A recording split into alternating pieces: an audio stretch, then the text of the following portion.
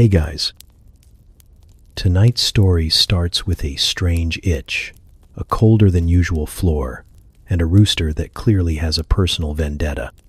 You've just woken up somewhere unfamiliar. A wooden cottage, no electricity, and the smell of cabbage hanging in the air like it pays rent. There's no phone, no coffee, no explanation. Just a grunt from a man who hands you a piece of bread and walks away like you're the weird one. And somehow, this is your life now. So, before you get too cozy, take a second to like the video and subscribe. But only if you genuinely enjoy this strange little corner of quiet storytelling. And drop a comment with where you're listening from and what time it is for you. It's strangely comforting to know who else is drifting off with us around the world. Now get comfortable, let the day melt away, and we'll drift back together into the quiet corners of the past. You wake up with your face in straw. Not a soft golden storybook kind of straw. Real straw. Sharp, itchy, poking you in the eye kind of straw. It smells like old hay, sweat, and possibly goat. The light slanting through the cracks in the wall is soft and gray like early morning fog. There's a low rumble near your head. It's rhythmic, wet, a snore. You turn your head and come eye to eye with a dog. Or maybe a wolf. No, just a very hairy dog. He stares at you for a moment, unimpressed, then goes back to sleeping like it's none of his business that a stranger is face down in his bed. You sit up and immediately regret it. Your back feels like it's been twisted into a question mark. The mattress, if you can call it that, is just a loosely woven sack of straw on a board of splintery wood. No pillows, no blankets. Just you and the distant smell of smoke, like someone's burning toast 4 centuries too early. You blink. Once. Twice. This isn't your room. This isn't even your time zone. The walls are wooden planks, uneven and knotted, with no paint, no photos, no insulation. There's a window the size of a cereal box, covered in something that might be pig intestine stretched tight. Light leaks through, but barely. You reach for your phone out of habit. Your fingers find nothing but rough wool. You're wearing a tunic, a real one, scratchy, oversized, and definitely not from your closet. There's no hum, no buzz, no distant traffic or refrigerator drone, just chickens outside, flapping and squawking like they're having a heated argument. Somewhere in the distance, a bell rings once. Then silence. You swing your legs off the bed and your feet touch stone, cold, uneven stone. There's a draft, a real one. It whistles through the walls like the house is sighing. You stand. The room spins. There's a table, more of a stump with legs, and a single wooden bowl. Inside is something thick and gray. Porridge, maybe wallpaper paste. You look around. One door, no lock, no light switch, no plumbing. You shuffle to the door and open it slowly. The hinges groan like they haven't moved since the plague. Outside, you're not sure what to expect. A parking lot? A hidden camera crew? Instead, you're hit with a gust of damp air and the sharp smell of animals and people. Lots of people. You're in a village. Not a quaint one with souvenir shops and guided tours. A real one. Mud paths, thatched roofs, and a group of people all staring at you like you just landed from the moon. Which, in a way, you did. Someone shouts something in English, but it's old, twisted. Get on with you, new boy. You blink again. Who are they talking to? You? A woman with a basket walks past, gives you a look, and mutters something about sleeping through cockcrow. A child throws a turnip at a pig. The pig doesn't flinch. It's seen worse. You close the door slowly. Turn around. The dog is still asleep. You sit back down on the straw, scratch your ankle, and a small puff of dust rises. You look at your hands. They're already dirty. You haven't done anything, but the dirt has found you anyway. A scratching at the door. Then it opens. A man enters, grizzled, worn leather tunic, hands like tree bark. He glances at you and grunts, throws a wool sack at your chest. Boots. That's all he says. Then he leaves. The boots smell like damp socks and despair. But you put them on anyway. They don't fit. Of course they don't. You hear a clang. Something metal. Something being beaten. You step outside again, and this time no one looks. You've already been cataloged. You're the new one. The strange one. The one who asked if there was Wi-Fi. A boy walks by carrying a goose under one arm like a briefcase. A man pees against a wall like it's just part of the morning routine. You notice a well. A real rope and bucket well.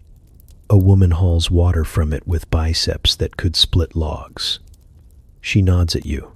It's the friendliest thing you've seen all morning. You nod back. Because what else is there to do? You're not dreaming. You're not dead.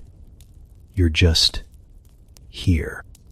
In this place where floors are stone, beds are straw, and your spine may never forgive you, and for some reason, you're not panicking. Not yet. Just watching, breathing, wondering what comes next. You wake up again to the dog sneezing directly into your face. There's no alarm clock, just phlegm and fur. Outside, the sky is the same dull pewter shade it was when you fell asleep. Time seems to smear here.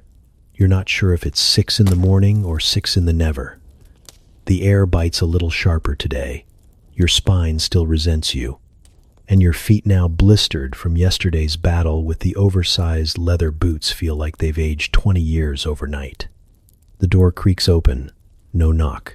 No good morning. Just a presence. A shadow in the shape of a man. He walks in like he owns the play switch. You assume he does. Your host, if that word even applies, looks at you the way one looks at a wheelbarrow that somehow learned to speak. Not curious, not friendly, just vaguely annoyed that you exist. He drops something on the stump table with a thud. Bread. A chunk of it. Not sliced, not buttered. Just torn from a larger, meaner loaf. It's heavy, misshapen, and looks like it lost a fight with a rock. He doesn't say a word, just grunts and turns to stoke the fire in the corner hearth, muttering something under his breath that may or may not be directed at you. You nod. A diplomatic, neutral kind of nod. He doesn't look back. You pick up the bread. It's cold, dense, possibly older than your current predicament. You bite it anyway. Your jaw protests. This is bread that doesn't want to be eaten. This is bread that survived battles. Your teeth manage to chip off a chunk. It tastes like survival. Not good, not bad, just edible. Barely. There's no coffee. That realization hits slow and cruel. No smell of it. No mug, no ritual of pouring. You scan the room again like maybe, just maybe, there's a French press hiding under the bed. Nothing. Just ash, dust, and a pile of sticks that might be dinner or furniture. Your mouth is dry. You chew slower, not because it helps, but because there's nothing else to do. Your host finishes with the fire and sits down across from you, not at the table, on a stool that wobbles, like it's had a rough life. He pulls out a knife the length of your forearm and begins scraping something off his boot. Mud? Manure? Both? You decide not to ask. He doesn't seem like the small talk type. The silence isn't awkward. It's dense. Like fog. Like it belongs here. You chew. He scrapes. The dog farts softly. Eventually, he looks up. Not at you, through you, as if trying to decide what sort of creature you are. His eyes are like burnt coal. Not cruel, not kind, just tired. He scratches his beard, then says the first word you've heard from him that's longer than a grunt. Work. You blink. He points toward the door. After. Then gestures at the bread. You nod again, unsure what work means. Yesterday, it meant hauling buckets and nearly getting pecked to death by a chicken. Today, who knows? You imagine they might hand you a shovel and tell you to move a hill or a goat. You finish the bread. It doesn't finish you. That's a win. You stand. He stands. The dog stays. Outside, the village is already busy. Smoke from 10 different hearths curls into the sky. Women with baskets stride past like they've got a schedule, only they understand. Children run barefoot through the mud, laughing and yelling at pigs like it's perfectly normal behavior. Your host walks ahead, not checking if you follow. You do, because there's nowhere else to go. Your boots squelch in the muck. A chicken eyes you with deep suspicion. Somewhere, a bell tolls again. A different one this time. Lower, slower. Everything here has its own rhythm, its own soundscape of clatter, cough, grunt, and cluck. You pass a man urinating into a bucket like it's just part of breakfast. He nods at your host, says something in that thick, muddy English that barely feels like English. Your host nods back. You're invisible again. That's starting to feel comforting. At the edge of the village, there's a shed, more like a shack that gave up halfway through becoming a building. Inside, tools, rakes, shovels, a two-handed saw that looks like it could sever a tree and maybe did. Your host picks up a scythe, hands you something smaller, a hoe or a trowel or a weapon. Hard to tell. You get the sense that today will involve dirt, lots of it. Maybe potatoes, maybe something worse. You sigh, not a modern scythe dramatic kind with AirPods and emails. A real one, tired, resigned, almost sacred. He looks at you one more time. This time there's almost a smirk, not quite a smile, but close, like he's seen something he understands. A crack in your face that says, you're beginning to accept it. The lack of noise, the lack of comfort, the way mornings here begin with dry bread and silence. And maybe, just maybe, that silence is teaching you something you didn't know you needed to hear. The bucket lands in your hands without ceremony. No instructions, no smile, just a dented tin pail, damp on the inside, heavy with implication. Your host doesn't explain, he doesn't need to. He just nods toward the door, mutters something that might be well or work or worse, then turns his back and resumes the important business of ignoring your existence. You stare at the bucket like it might come with a manual. It doesn't. Just a faint rust ring on the bottom and a handle that pinches your fingers when you grip it too tightly. You step outside, hoping for a sign. Any sign. Instead, you get a whiff of pig, then chicken, then something sour and wet that you decide not to investigate further. It's early still. The village is just waking. Thatched roofs stretch beneath the yawning sky. Smoke curls upward like sleepy thoughts. People move like they've already been moving for hours. A woman walks past with a basket on her head and a baby strapped to her chest. She glances at you, then your bucket, then back at you. No words, just a short, exhausted laugh. You follow the flow of bodies toward the sound of splashing and wooden creaks, and then you see it, the well. It's taller than you expected, thicker, a stone cylinder with a wooden frame above it and a crank that looks like it was built to outlast empires. A line's already formed, mostly women, one boy, all with buckets like yours, though theirs don't look borrowed. A few glance at you, a couple whisper. You pretend not to notice or understand. When it's your turn, the old woman ahead of you doesn't move.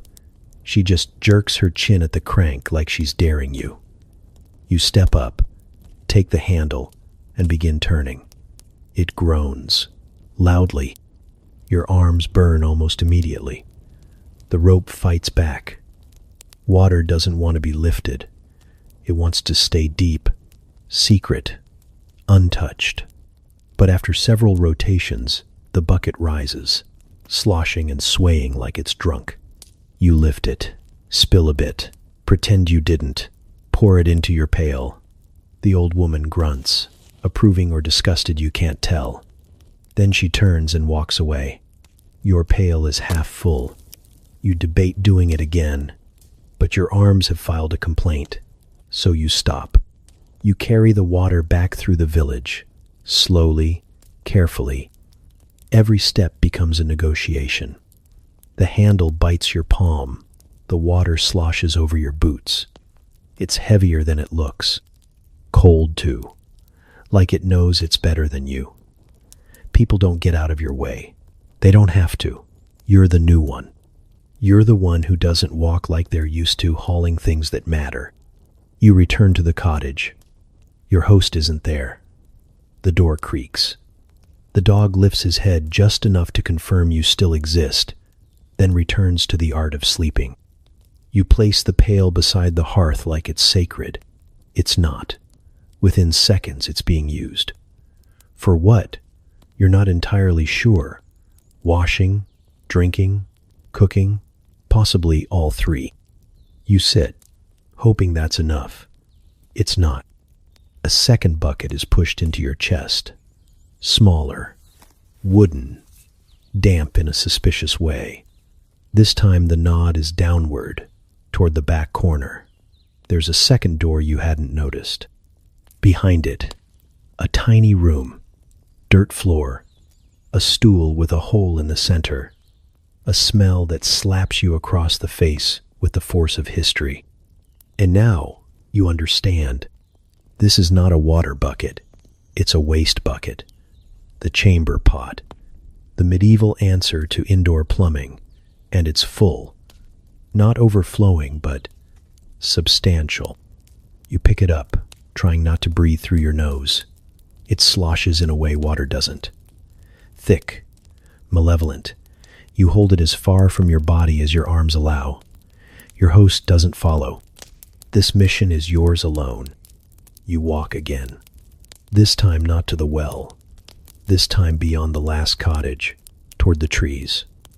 You follow the scent of ammonia and despair until you find what must be the dumping site. A pit, covered in flies. A silent testament to the human condition. You pour, carefully, slowly, trying not to imagine the splash pattern. When you return, no one congratulates you. No one claps.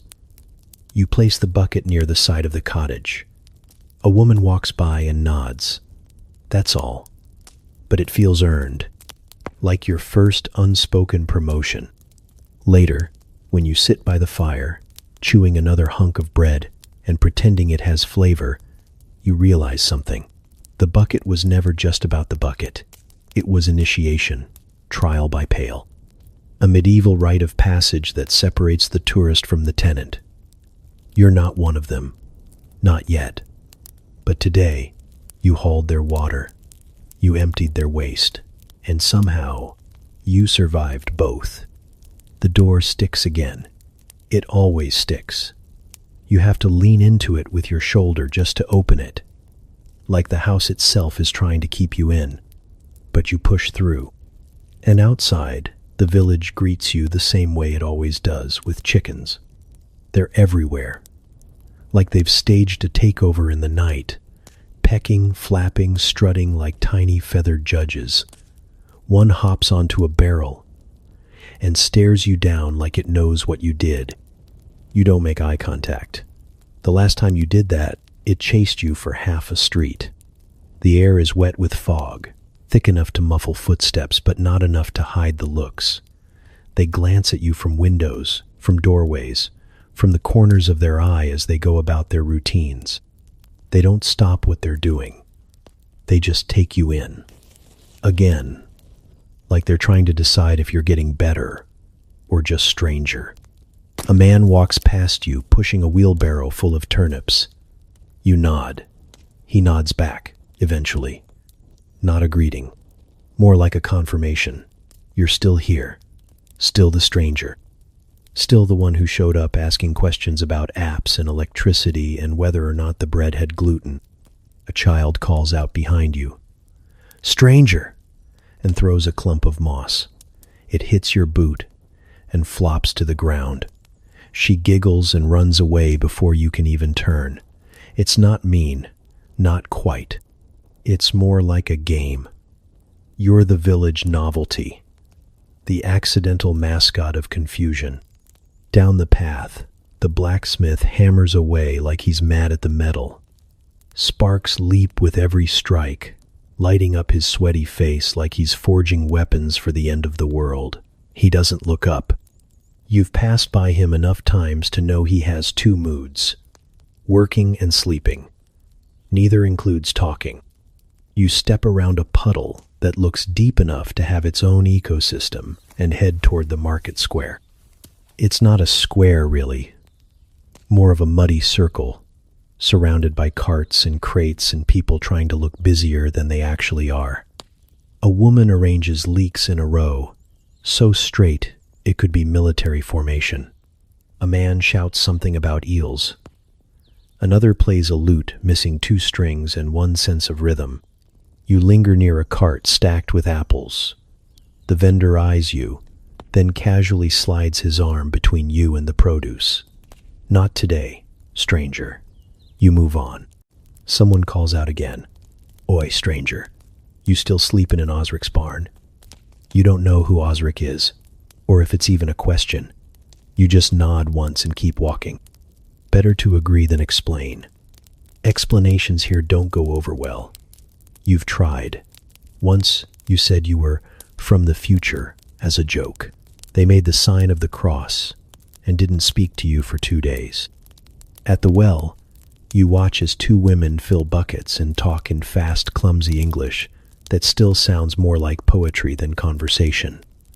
One glances at you, then whispers, then laughs. You pretend you didn't hear. You always pretend you didn't hear. There's a rhythm to the village now. You can feel it. Even if you're not part of it, you know its beat. Morning water, midday meals, afternoon repairs, sunset silence, and you, moving just behind the tempo, always half a step late, always watched. A boy walks by, leading a pig on a rope. The pig snorts at you like it remembers something personal. You try to smile. The boy doesn't return it. He just says, "Mind you don't curse the beast," then keeps walking like that was a completely normal sentence. You pass the chapel. The priest is sweeping the steps. He pauses, watches you, then says, "Stranger, not unfriendly, not welcoming, just a label." You wonder if he even knows your name, if anyone does, if it matters. Someone hands you a small loaf of bread. No explanation, no eye contact. Just passes it into your hands and moves on. You stare at it. It's still warm. You take a bite, then another. It's better than yesterday's.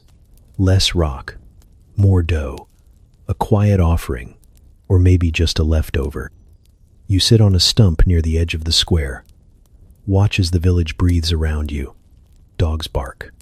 Children shout. Someone drops a crate and curses, in a language you almost understand. The sky starts to shift from pale to gold. Another day passing. They still call you stranger.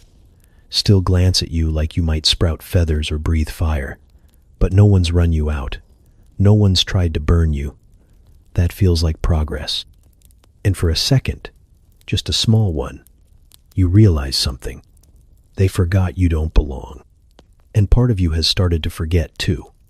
It happened before breakfast, before you learned what the word porridge really meant, before you understood that people here don't sip, they slurp. You were tired, still half asleep, mouth dry, brain not quite accepting that your bed is now a pile of straw and your alarm clock is a dog with a sinus issue. You had followed your host Osric. As you finally learned his name to the village square, he grunted. You followed. That's the arrangement. He walks. You try not to get lost or accidentally offend someone by existing too loudly. The market was buzzing, not loud, just alive. Wooden carts rolling across mud, people shouting about onions, a man selling eels out of a barrel that may or may not also be his bathtub. The air smelled like smoke and cabbage and wet wood. You saw a baker. You didn't plan to say anything, but your mouth moved before your survival instinct caught up. Do you guys have Wi-Fi? You said it under your breath, not even as a question. More like a sad joke you whispered into the world. A string of words your mouth released out of habit. But someone heard. They always do. The baker froze, mid-loaf. His eyes narrowed like you just asked if bread was a government conspiracy. He made the sign of the cross. Not quickly, slowly, purposefully. His eyes locked on yours the whole time. Like he wasn't sure if the devil was inside you or standing directly behind you. You opened your mouth to explain, but it was too late. A boy across the lane pointed. He said Wi-Fi. Another voice piped up from somewhere behind a sack of turnips. Is that a spell? A woman clutched her apron and turned away like you were leaking disease. Osric didn't speak. He didn't need to. The look he gave you could have shattered glass. It said one thing very clearly. Don't. You laughed it off. Tried to. A weak, cracked sort of laugh that died in the mud. Never mind, you said. It's nothing. Just something dumb. But the damage was done. The crowd had already decided. By midday, someone had whispered that you spoke in tongues, that you might be part fae, that you came from the forest, or across the sea, or from the stars. The stories changed by the hour, but the words stuck. Possessed. You'd earned a new title, not just stranger, not just new boy. Now you were the one who speaks of the sky web. It didn't help when you tried to ask if anyone had seen a charger. You didn't even mean it seriously. You were trying to be funny, lighten the mood. But they don't have the mood here. They have chores. They have blisters. They have frostbite in May and childbirth in fields and men who leave for war and never come back. Your joke was just noise. From then on, things shifted. Subtly. You'd walk past the baker and he'd mutter something under his breath. You'd step into the market and a child would pretend to cast a spell on you, laughing until their mother pulled them back. One night, someone left a sprig of garlic by your door. You started speaking less, listening more. You learned how to nod without inviting follow-up, how to look busy, even when you weren't sure what your hands were supposed to be doing. You stopped asking questions, especially the wrong ones. The village doesn't hate you. Not exactly. You're still fed, still handed tools, still allowed to exist within the blurry borders of their day. But there's a perimeter around your presence now. A half step of space people leave between you and them.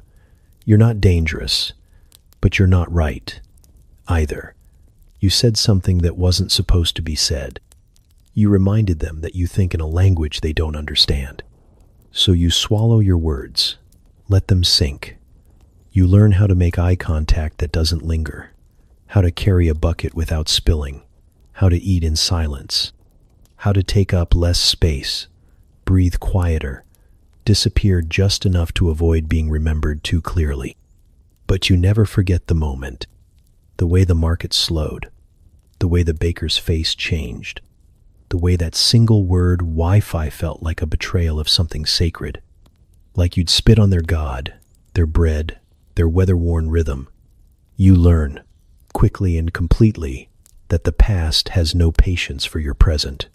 You're here now, in this place, This time, where the only web is made by spiders and no one laughs when you say something they don't understand. You don't ask again. You don't explain. You just shut up fast. They're waiting for you on the floor, right by the door, like someone placed them there on purpose. Two wooden shapes, awkward, clunky, carved, like someone gave up halfway through making a chair and decided it would be easier to just strap the failed pieces to someone's feet. Your name, well, your nickname, scratched into the side in childlike letters. New boy. No one says who left them. No one needs to. You stare at them for a long time. Before touching them, they don't look dangerous, but they don't look comfortable either. You reach out, tap one. It makes a hollow thump against the stone floor. It feels wrong to call them shoes. They're more like wearable planks.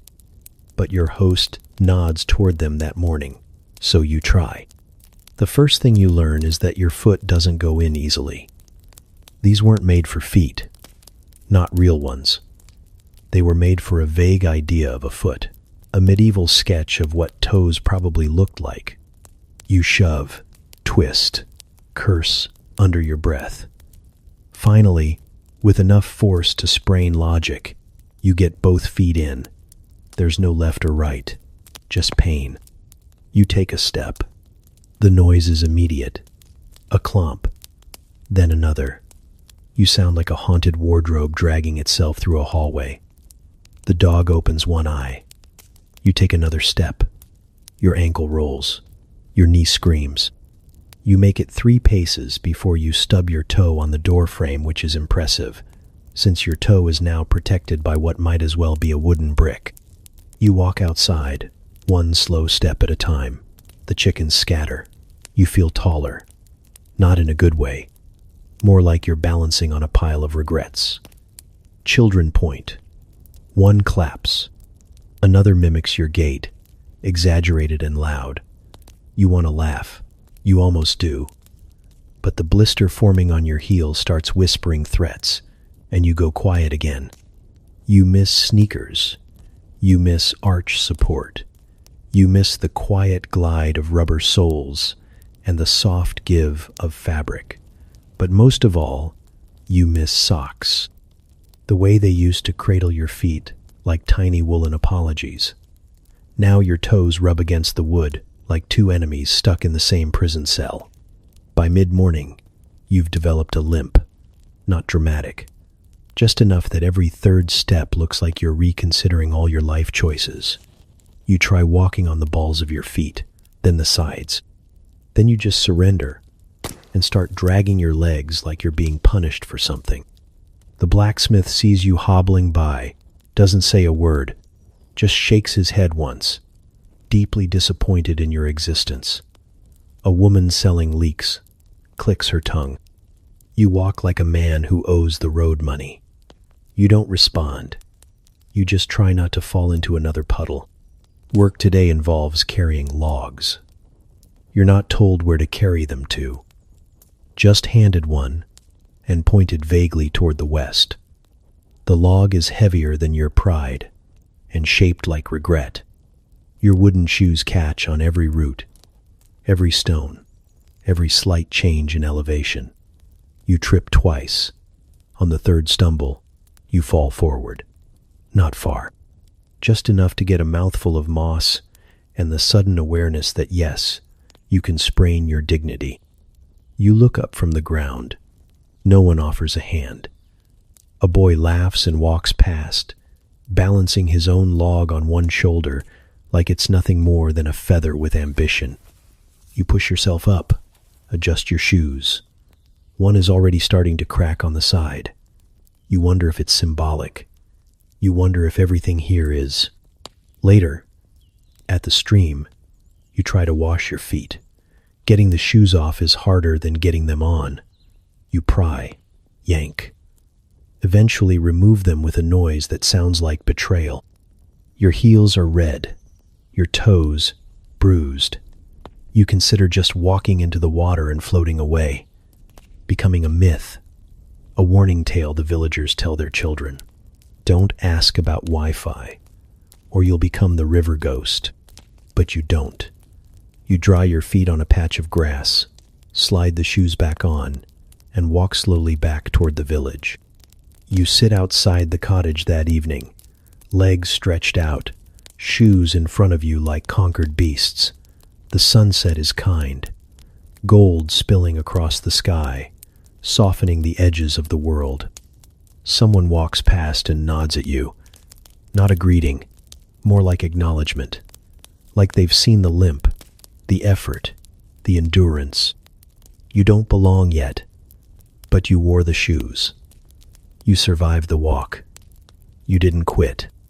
And maybe, just maybe, that counts for something here. It hits you in waves. Not suddenly, not like stepping into a room where something's gone wrong. More like being slowly lowered into a bucket of smell. One day, it's a hint of damp wool. The next, wet hay. Then body odor, fermented by sun and sealed in by layers of unwashed tunic. Eventually, it's everything, all at once. Earth, animal, smoke, salt, and something human that no modern word quite captures. You wake to it. You sleep in it. It crawls into your clothes, clings to your skin, lives in your hair. You've stopped noticing when you breathe through your mouth. It's just instinct now. A quiet surrender. No one else reacts. That's the strangest part. No one flinches when the butcher walks by smelling like spoiled soup and blood-soaked leather. No one comments when the old man on the bench smells like he's been pickled in sweat and onions. A woman lifts her arms to hang laundry and unleashes a storm front of armpit, and people just nod politely, like it's weather. Here, it is. Soap exists, but you don't see much of it. When you asked about it once, someone handed you a lump that looked like it had been chipped off a barn wall. You tried it. It smelled like ashes and fear. It disintegrated in the cold stream like it had unfinished business elsewhere. After that, you stopped asking. Bathing is more rumor than ritual. Someone mentioned a tub once, behind the tavern, but it costs money. And the water isn't warm, and there's only one. Which means it's not yours. Which means you're not sure who's been in it before you. You don't ask. You don't want to know. The stream is your best bet. You try to be discreet. Go early, go alone. Scrub with sand and prayer. The water's cold enough to make your spine remember childhood trauma. You rinse your arms, your face, your neck. Below that, you lose nerve or circulation. It's enough, you tell yourself. Good enough. Your hair is another story. It's gone from soft to straw, from straw to mat. You try to comb it with your fingers, but they catch on knots that weren't there yesterday.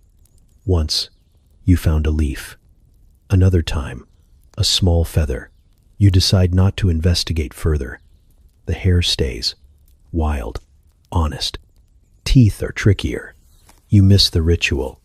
The mint. The foam. The 2-minute lie you told yourself every morning and night. Here, people chew on sticks, rub ashes on their gums.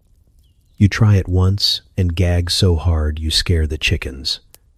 You settle for rinsing with stream water and hoping your teeth hold out until, well, you're not sure until when.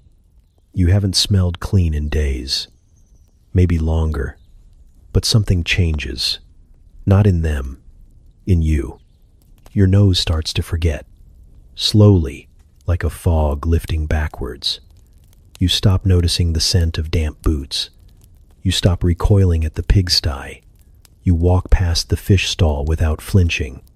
You stand beside Osric, your host, whose natural musk could be weaponized, and you don't even blink. You're adapting, or breaking, maybe both. One afternoon you catch your own scent. It's after a long morning hauling sacks of grain that leaked all over your shirt. You sit, stretch, and lift your arm. The smell hits you like an old memory. You lean back, exhale, and for the first time, you don't hate it. It smells like effort, like work, like someone who belongs outside. There's freedom in it, strange, unwashed freedom. No pressure to impress, no perfume, no deodorant battles. Just you, as you are, as the dirt sees you, as the wind accepts you. At night, lying on straw, you scratch your scalp and feel flakes, dust, history. You no longer recoil.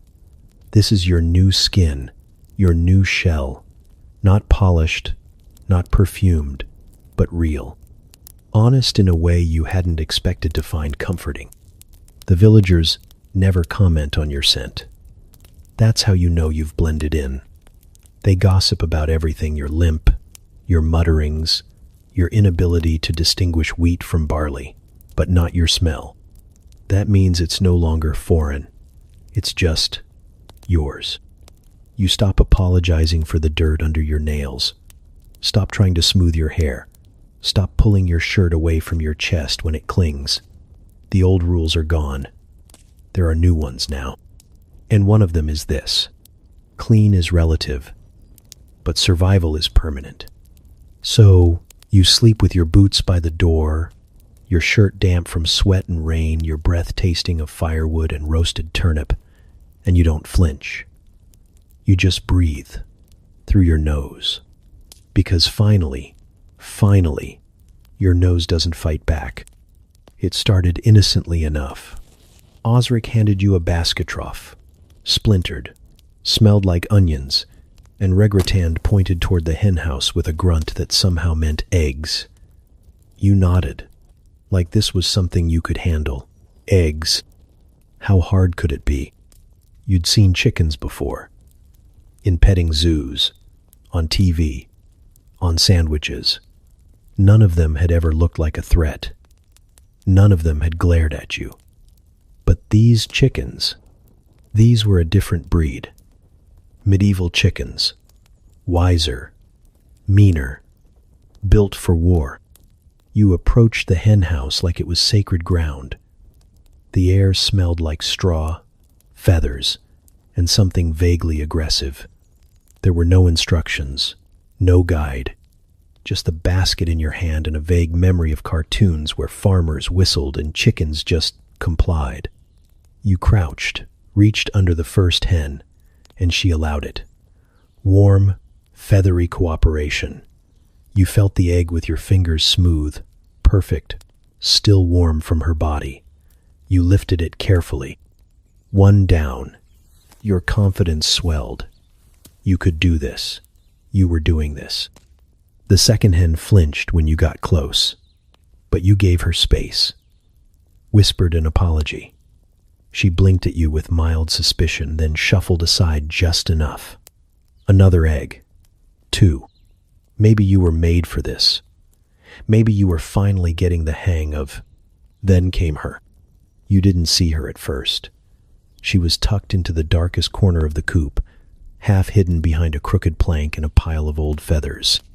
You approached cautiously, basket now half full, smile on your face, pride swelling like your blistered feet. You bent down, extended a hand, and then everything changed. She struck before you even touched the nest. Beak first, straight to the wrist, then wings wild, flapping chaos, feathers exploding into the air, like a pillow fight in a hurricane. You staggered back. She followed, fast, screaming. It wasn't a cluck, it was a battle cry, the sound of a creature that had seen things, survived winters, buried enemies. She leapt, actually leapt, onto your chest, claws digging into your tunic like hooks. You flailed, spun. The basket flew from your hands, eggs shattering like your dignity. You tried to shake her loose. She tightened her grip, pecks to the neck, flaps to the face. Somewhere, you think you screamed. You stumbled out of the coop, arms windmilling, hair full of feathers, heart full of fear, The villagers were already watching. Of course they were. One child pointed and shouted, "The chicken's winnin'." Another yelled, "Run, stranger, run." You ran. Across the path. Through the mud. Past the smithy. Past the pigs. Chickens scattered in all directions like you were the harbinger of poultry doom. But she stayed on you, clinging, pecking, screeching her fury into the wind. Finally, in a last desperate act, you spun one final time and flung your arms outward. She released, sailed through the air like a feathery javelin, landed squarely in a barrel of cabbage. Silence. Then laughter. Loud, long, ruthless. The kind of laughter that binds a village together for decades. The kind that echoes through generations. A woman dropped her washing, she was laughing so hard. A man fell off a bench. Children reenacted the scene before you'd even caught your breath. You stood there, shirt torn, face flushed, basket empty. You picked up one of the broken eggs from the mud, stared at it, then stared at the coop. She was back in her corner already, looking smug, victorious. Osric walked over, looked at the remains of the basket, looked at your neck, said only one word, "Marge," then shook his head and walked away. Apparently she has a name. Of course she does. You spent the rest of the day with bits of straw in your hair and dried yolk on your hands. No one let you forget it. A man at the well clucked at you every time you passed. A boy drew a picture in the dirt of a stick figure being pecked by a giant bird. You were legend now. Not heroic, just remembered. That night, you lay on your straw mat, sore and humiliated. The dog snored beside you. You rubbed your wrist, still red from the beak, and, oddly, you smiled. Because somehow, for the first time, the village saw you. Really saw you. Not just the stranger, not just the outsider. You were now the fool who fought a chicken and lost, which meant you were one of them. A little broken, a little bruised, but finally part of the story. The market doesn't announce itself, it just appears. One morning you step outside and the air is thicker, not with fog, but noise. Clanging pots, shouting voices. The occasional shriek that may or may not be from a goat. The village square has transformed. Carts have rolled in from corners you didn't know existed. Tables have been dragged into the mud. Fabric hangs from poles. Baskets overflow with things you don't recognize and aren't sure you should. Osric hands you 3 coins. They're heavy, misshapen. Each one stamped with something vaguely royal and badly worn. He says one word, pie, and sends you off like it's obvious. Like pie is easy. You walk into the mess of humanity slowly, the way someone walks into a dream they know might turn on them. The smells hit you first. Fresh bread and old cheese, boiled onions, warm manure, dried fish. Something sweet, something rotten, something burning. It's a scent collage designed to confuse and conquer. Your stomach turns in slow circles. You pass a woman selling roots from a basket shaped like a skull. She waves a carrot at you, says it cures melancholy. You nod politely. Keep walking. A man calls out, holding what appears to be a dried frog on a string. Wart prevention, he says, like it's common sense. Someone else is trying to sell blessed salt, but it looks suspiciously like regular salt. You find the pie stall by accident. It's not labeled. Just a man with one eyebrow and an apron so stained it looks camouflaged. He's got rows of them, round and golden, stacked like treasure. They smell good. Untrustworthy, but good. You point. He grunts. You hand over all 3 coins. He gives you 1 pie and 1 look, the kind that says good luck, without any kindness behind it. It's warm in your hands, dense. The crust is cracked in places, leaking gravy. You take a bite. At first, it's not bad. Savory, a little chewy, rich, spiced with something that numbs the tongue a bit too quickly. You swallow. It doesn't sit right, but you're hungry. So, you keep going. 3 more bites. The flavor shifts halfway through sweet, then sour, then something metallic. You pause. Look at the filling. It's meat. Definitely meat. But it doesn't look like any meat you've ever trusted. There's a vein running through it, and something that crunches. You swallow the last bite like a dare. It fights back. You walk back through the market slowly, mouth tingling, stomach unsure. A boy offers you a second pie. You shake your head. He winks. "That first one's squirrel," he says casually. Then adds, "I think." You stop walking.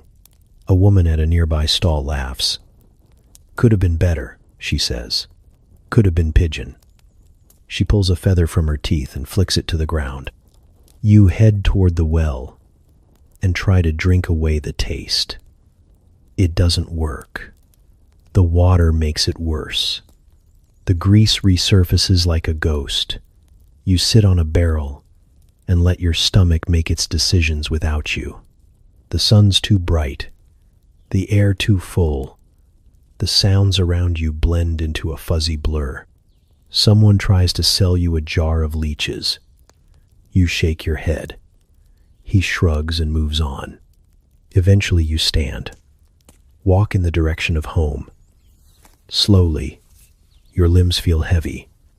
The pie has lodged itself somewhere between your regret and your intestines. You pass a pig that looks at you with deep, personal sympathy. At the edge of the square, Osric is waiting. Arms crossed, no expression. Just a raised eyebrow that asks the question. You hand him the empty paper wrap. He smells it, snorts, says nothing. You expect judgment. Instead, he pats your shoulder once, hard, like a priest blessing the damned. Then he walks away. That night, your stomach gurgles like it's debating revolution. You lie awake on your straw mat, shifting every few minutes. The dog sighs beside you. The room creaks. Somewhere, a chicken clucks in its sleep. You think about the pie, the flavor, the gamble, the moment of warmth, followed by slow betrayal. It was food. It was mystery. It was medieval honesty, baked in lard and wrapped in secrets. And now, you understand something. Here, food isn't comfort. It's survival. It's whatever's available. Whatever didn't escape fast enough. Whatever someone was willing to chop, boil, and stuff into pastry. Flavor comes second. Trust isn't part of the recipe. You curl up tighter. Try not to breathe too deeply. Your stomach groans. You whisper a quiet apology to your intestines. And for the first time since arriving, you feel like you've truly eaten like one of them. Consequences, and all. It begins with a sound. Low, distant, and far too serious for the morning you were having. One moment you're crouched by the stream, trying to scrub yesterday's pie regret off your tunic with a mossy rock, and the next clang a deep, thunderous ring splits the air like judgment itself. You freeze. The bell tolls again, then again. You count, but lose track after 6 or 7. It doesn't matter. You look up, and the village has already changed. People stop mid-step. Conversations die mid-sentence. A woman drops a bundle of sticks and makes the sign of the cross before hurrying toward the chapel. Children stop chasing each other and fall into line behind their parents. Even the dog you've been secretly feeding meat scraps to sits and whines at the sky like he knows something's coming. Osric doesn't look at you. He just nods in the direction of the chapel like a man resigned to fate. You follow, unsure of the rules, but sure that not following them will be worse. The chapel isn't large, more like a stone box with a wooden door and a single stained glass window that's more brown than colored. It smells like old paper and older air. Inside, it's dim, cold. You can see your breath. The villagers file in without a word, like they're all part of the same quiet machinery. You try to copy them. Step where they step. Sit where they sit. Kneel where they kneel. You don't know the prayers, not the words, not the rhythm, but they do. Every voice, low and steady, weaving into one hum that sounds ancient. You mouth along, moving your lips in time, hoping no one notices that your chant is a lie. Then everyone stands. So you do. Then kneels. So you kneel. But your timing is off. Always off. You rise half a second too late. Drop your knees too early. Someone beside you winces when your wooden shoes scrape against the stone floor like a scream. The priest begins to speak. You understand every fourth word. Something about fire and sin and sheep. A lot about sheep. He gestures with his hands in a way that feels vaguely threatening. At one point, he holds up something small and gold. Everyone bows their heads. You follow. Your back starts to ache. Your stomach growls.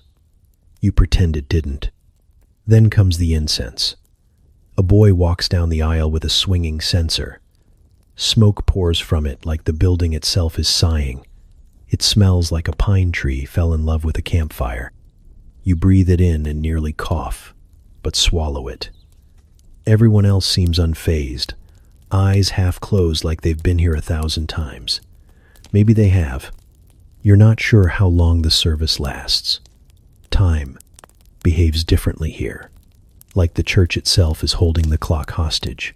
Minutes stretch, thoughts wander, your legs go numb. Your feet cramp inside the wooden shoes. You try shifting your weight and bump into a woman beside you. She glares. You mouth sorry and immediately realize she has no idea what that means. The priest lifts his arms again. Everyone murmurs something. You copy the sounds phonetically. Something about mercy. Maybe bread. You're not sure. But no one stops you, so it must have been close enough.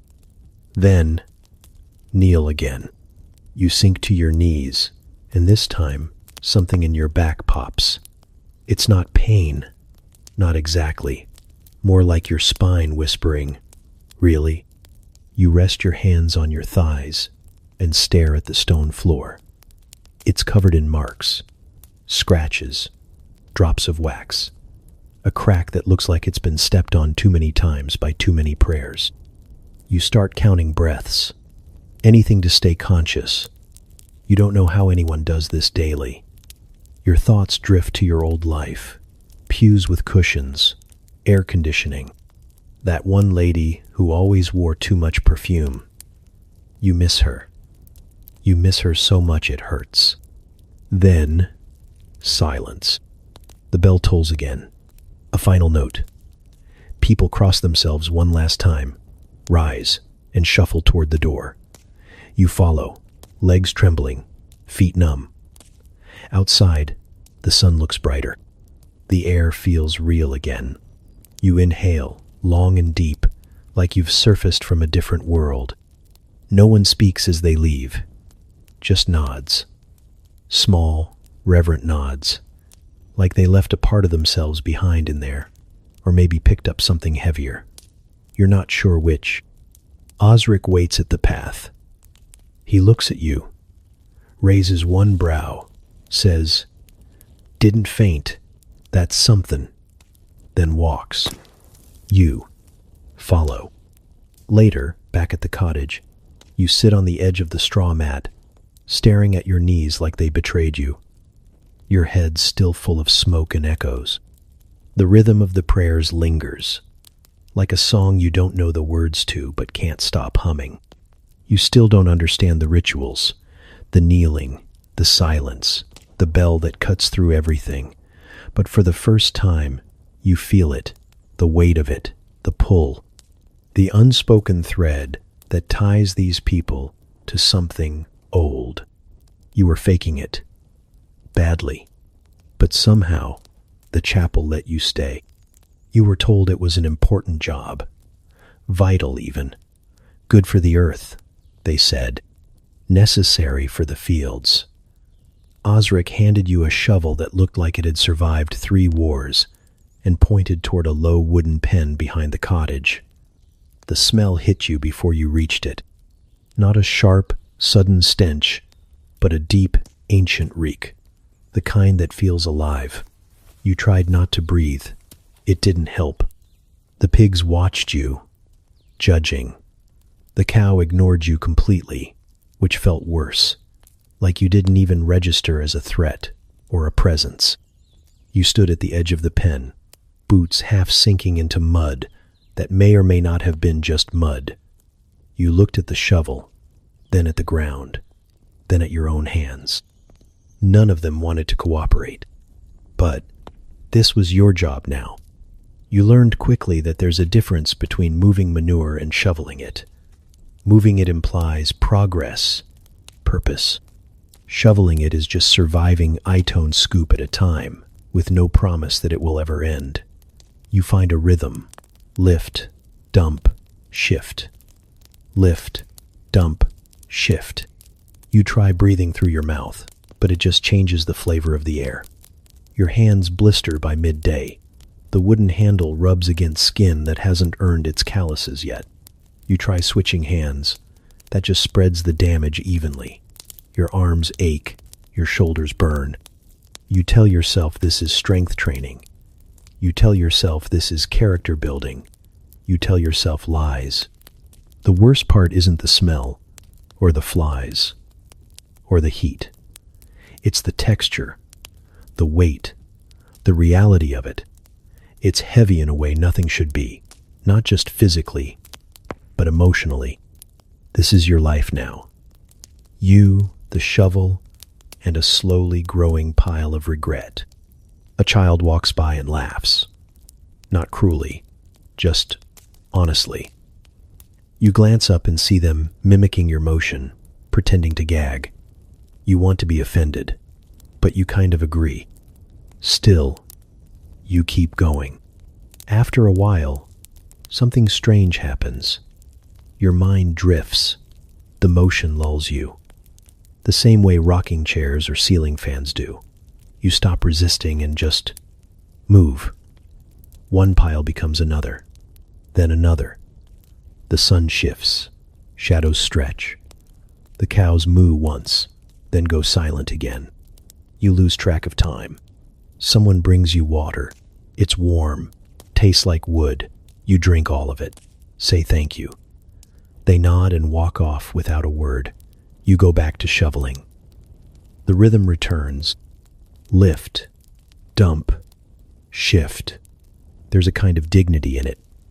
Not the kind that comes with medals or applause. The other kind. The quiet kind. The kind that smells bad and looks worse, but still matters. You're cleaning something, making it less chaotic, turning filth into fertilizer. You've stopped thinking about what's in it. You just think about where it needs to go. The sky darkens slowly. The air cools. The flies thin out. The animals retreat to corners. You finish one side of the pen. Look at it. Admire it. Almost. A clean patch of earth that, for the briefest moment, belongs to you. You sit on a stump nearby and exhale. There's a smudge on your face. A streak of something across your arm. You don't wipe it off. What's the point? You stare at the shovel leaning against the fence. It's less of a tool now, more of a partner. You survived together. You bled together. You formed a mild trauma bond. Osric passes by, doesn't stop, just nods once. Like maybe, just maybe, you didn't fail today. That's the closest thing to praise you've received in weeks. Later that night, you lie in your corner of the cottage. The dog curls beside you, indifferent as ever. Your clothes smell like suffering. You itch, you cough, but you don't cry. That's the real victory. You didn't cry. Because earlier today, when the shovel slipped and your boot sank ankle deep in something awful and unnameable, you almost did. When the wind shifted and the smell punched you straight in the soul, you almost broke. But you didn't. You shoveled dung for hours, and you're still here, still breathing, still whole, if slightly worse smelling than before. Somehow, that feels like progress. It begins with a whisper. Somewhere near the well, two women lean in just a little too close to be talking about weather. One stirs a pot of something thick and beige. The other adjusts her headscarf and glances over her shoulder like she's guarding the secret recipe to sin itself. You slow your step, just enough to catch a fragment. And I told her, that goat's got more sense than he ever did. You blink. Look around. No one else reacts. Not even the chickens. But something in the tone, that conspiratorial tilt of her voice, hooks you. Later, while hauling a basket of half-rotten cabbages that may or may not be your lunch, you hear it again. Stole her boot clean off her foot. Just chomp gone. Widow Marta screamed like the saints themselves were getting mugged. You pretend to adjust your load, but you're listening now. Every third villager seems to be whispering about it. Not directly, not in full sentences, just murmurs, all laced with that tone. Delightful judgment, the thrill of someone else's embarrassment. You pass the baker's stall. He's laughing, loudly, slapping dough like it wronged him. Between chuckles you catch, I told her, don't wear leather near Edgar, unless you want to lose it. Edgar, a goat. Of course it's a goat. By noon you've pieced together the basics. Widow Marta sharp-tongued, always in black, rumored to have buried 3 husbands, and possibly 1 tax collector lost her right boot to a goat named Edgar. Not just any goat, the miller's goat, known village-wide for his unpredictable appetites and moral flexibility. Apparently the widow leaned over the trough to scold the pigs. Edgar approached from behind with the stealth of a thief and clamped down on her boot with the force of divine punishment. She shrieked, fell over, landed in mud. The goat pranced off with the boot like it was a wedding prize. Some say he ate it, others say he buried it behind the tavern. One child swears they saw it hanging from the church bell rope. No one knows for sure, but everyone talks like they were there. You sit at the edge of the common square that evening, exhausted from a day of moving hay that clearly didn't want to be moved. A group gathers near the fire pit, older women with thread baskets, a few men with calloused hands and stories to spare. Someone's shelling peas, someone else is carving wood into the vague suggestion of a spoon. And then it begins. I heard she tried to chase him, slipped, cursed loud enough to wake the Blessed Mother herself. Gasps, laughter. She marched barefoot all the way to the mill, waving her stick like it was a sword. More laughter. I bet the goat's still wearing it, like a trophy. And on it goes. Each person adding their version. Each detail a little more ridiculous than the last. You don't speak. Just sit back. Listen. Let it wash over you. It's not just about the goat. You realize that quickly. It's about the ritual, the gathering, the unspoken joy of knowing something absurd happened, and you weren't the victim. It's medieval therapy. A community exhale. Even Osric, who hasn't smiled since you arrived, mutters, first shoe she's lost that wasn't a man, and the whole group erupts. You nearly choke on your bread. You think about your old life. News alerts, tweets, comment threads, information fired at you like arrows. But none of it felt like this. No one huddled around a fire to laugh together. No one whispered secrets over vegetable stew. Here, gossip is sacred. It doesn't destroy reputations. it preserves them. The widow will be remembered not for her grief or her solitude, but for the day she tried to outrun a goat and lost. And somehow, that's kinder. You spot Edgar the next morning near the mill, standing proud, a little too proud, chewing on something suspicious. His eyes meet yours. There's no guilt there, only victory. You nod once. Respect. Later that day, you find yourself repeating the story to someone else. A version of it, at least. You add a flourish, a dramatic reenactment. You wave your arm like a goat hoof. They laugh. You laugh. You've become part of the echo. And for the first time, the village doesn't feel like a place you're visiting. It feels like a place that's beginning to let you in, one scandalously stolen boot at a time. It starts with a child. You're hunched near the chicken coop again, trying to fix a slanted door with a rock, because hammers, apparently, are reserved for people with a better reputation than yours. You're muttering something about angles when a tiny voice rings out from behind the fence. Oi, new boy. You look up. A kid. 7, maybe 8. Gap-toothed and sticky with something jam-adjacent. He grins like he's discovered fire. New boy, fix the poop door, he yells, delighted by his own accuracy. You stare at him, waiting for the joke to pass. It doesn't. Another child echoes it from across the path. New boy's got mud in his hair. Then another. New boy smells like donkey. Within minutes, the chant has grown legs. By the time you limp back to the cottage, half the village has heard it. Some shout it in passing, like a greeting. Some whisper it with theatrical pity, as if your name were a curse they're too polite to say out loud. New boy. Not creative, not cruel, just sticky. It doesn't even make sense. You're not new anymore. You've been here long enough to ruin 2 tunics, sprain your dignity twice, and memorize the smell of every outhouse within a 300-foot radius. You've eaten pies that betrayed you. You've knelt in a chapel like a folding chair. You've shoveled things no human should ever have to shovel. But still, new boy. The blacksmith is the next to adopt it. He says it casually, without malice, as he hands you a dented bucket. Here, new boy, don't drop it this time. He chuckles. You nod, like you didn't just feel your soul collapse a little. At the bakery, the old woman with hands like wrinkled bread calls out, "Morning, new boy. Try not to burn your fingers today." You hadn't even touched anything yet. Somehow she knew. Even the goat joins in. Edgar, still proud from his boot-stealing glory, gives you a hard stare when you pass. He doesn't speak, obviously, but if he could, you know he'd bleed it. New boy, with smugness.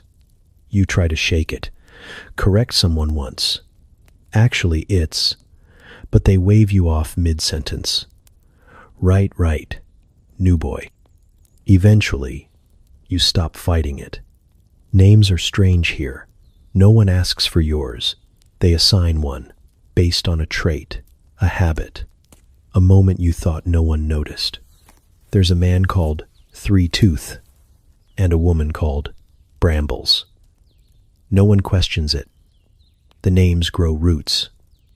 They become part of the soil. One evening, as you help Osric stack firewood, he finally says it, quietly, like a verdict. You're holding that wrong, new boy. Then he grunts, adjusts the log, and says nothing else. It's the first time he's spoken to you in hours, maybe days. You nod, say nothing, stack the next log better. At night, you lie on your mat and listen to the cottage breathe Osric's snore, the dog's twitchy dreams, the wind through gaps in the walls. Your back aches, your fingers sting, but the name echoes louder than all of it. New boy. It shouldn't matter. It's just a word, a sound, but it lodges itself behind your ribs and hums. It means you don't belong yet. Not fully, not really. You're tolerated, not trusted. Present, but peripheral. A guest in a house where even the mice have seniority. You think about your real name. The one from before. The one no one here has said out loud. It feels soft now, distant, like a jacket left behind on a chair you're not allowed to return to. You try whispering it to yourself once. It sounds foreign, decorative, like something that wouldn't survive here. And yet, New Boy is easy. It fits, in a way. Not tight, not right, but familiar. Like a pair of boots, a size too big, that you're learning to walk in. The kids chant it again the next day as you carry a sack of onions through the square. One of them runs up, taps your arm, and bolts. New Boy's it, he yells. Suddenly, you're in a game you didn't agree to. You chase. You catch. You laugh. That night, one of the older men at the fire calls out, "New Boy, you playing cards or just sitting pretty? You play. You lose. They let you stay anyway." And that's the shift. Somewhere between mockery and familiarity, the name loses its sting, becomes something else. Not affection, not yet, but a placeholder, a hand reaching out. Not quite touching, but not pushing away either. So you let them say it, let it echo, let it grow. Because here, being named is the first step toward being seen, and being seen even badly's better than being invisible. You weren't invited. No one said, "Come to the tavern, New Boy." But when the sun dipped low and the cold set in like it meant business, you followed the crowd without thinking. Feet sore, shoulders aching, clothes stiff with dirt and old regret. And there it was, wooden, crooked, humming with voices, the tavern. It leans slightly to the left. The door creaks like it's complaining. The floor slopes just enough to make standing feel like a sport. Candles drip onto warped tables. The air smells like wood smoke, onions, and something fermenting in a barrel that probably lost its dignity a decade ago. Inside, it's loud, but not chaotic. Familiar loud. Boots shuffle. Tankards clink. Someone plays a stringed instrument that's either broken or just misunderstood. No one looks at you too long, which is how you know you're slowly becoming part of the background. A chair with legs, a body with a shovel story. Osric nods toward a bench. That's as close as you get to a welcome. You sit. A mug slides your way, no explanation, no toast, just warm, brownish liquid that sloshes like it's trying to escape. You take a sip, and it is, without exaggeration, the saddest beer you have ever tasted. It's warm, flat, somehow both thin and sticky, like bread water. Or someone tried to remember what beer tasted like and got bored halfway through. You pause, blink, take another sip just to be sure. Yep, still sad, still beerish, but no one complains. They drink it like it's nectar. One man downs his in one gulp and slams the cup with the reverence of a holy rite.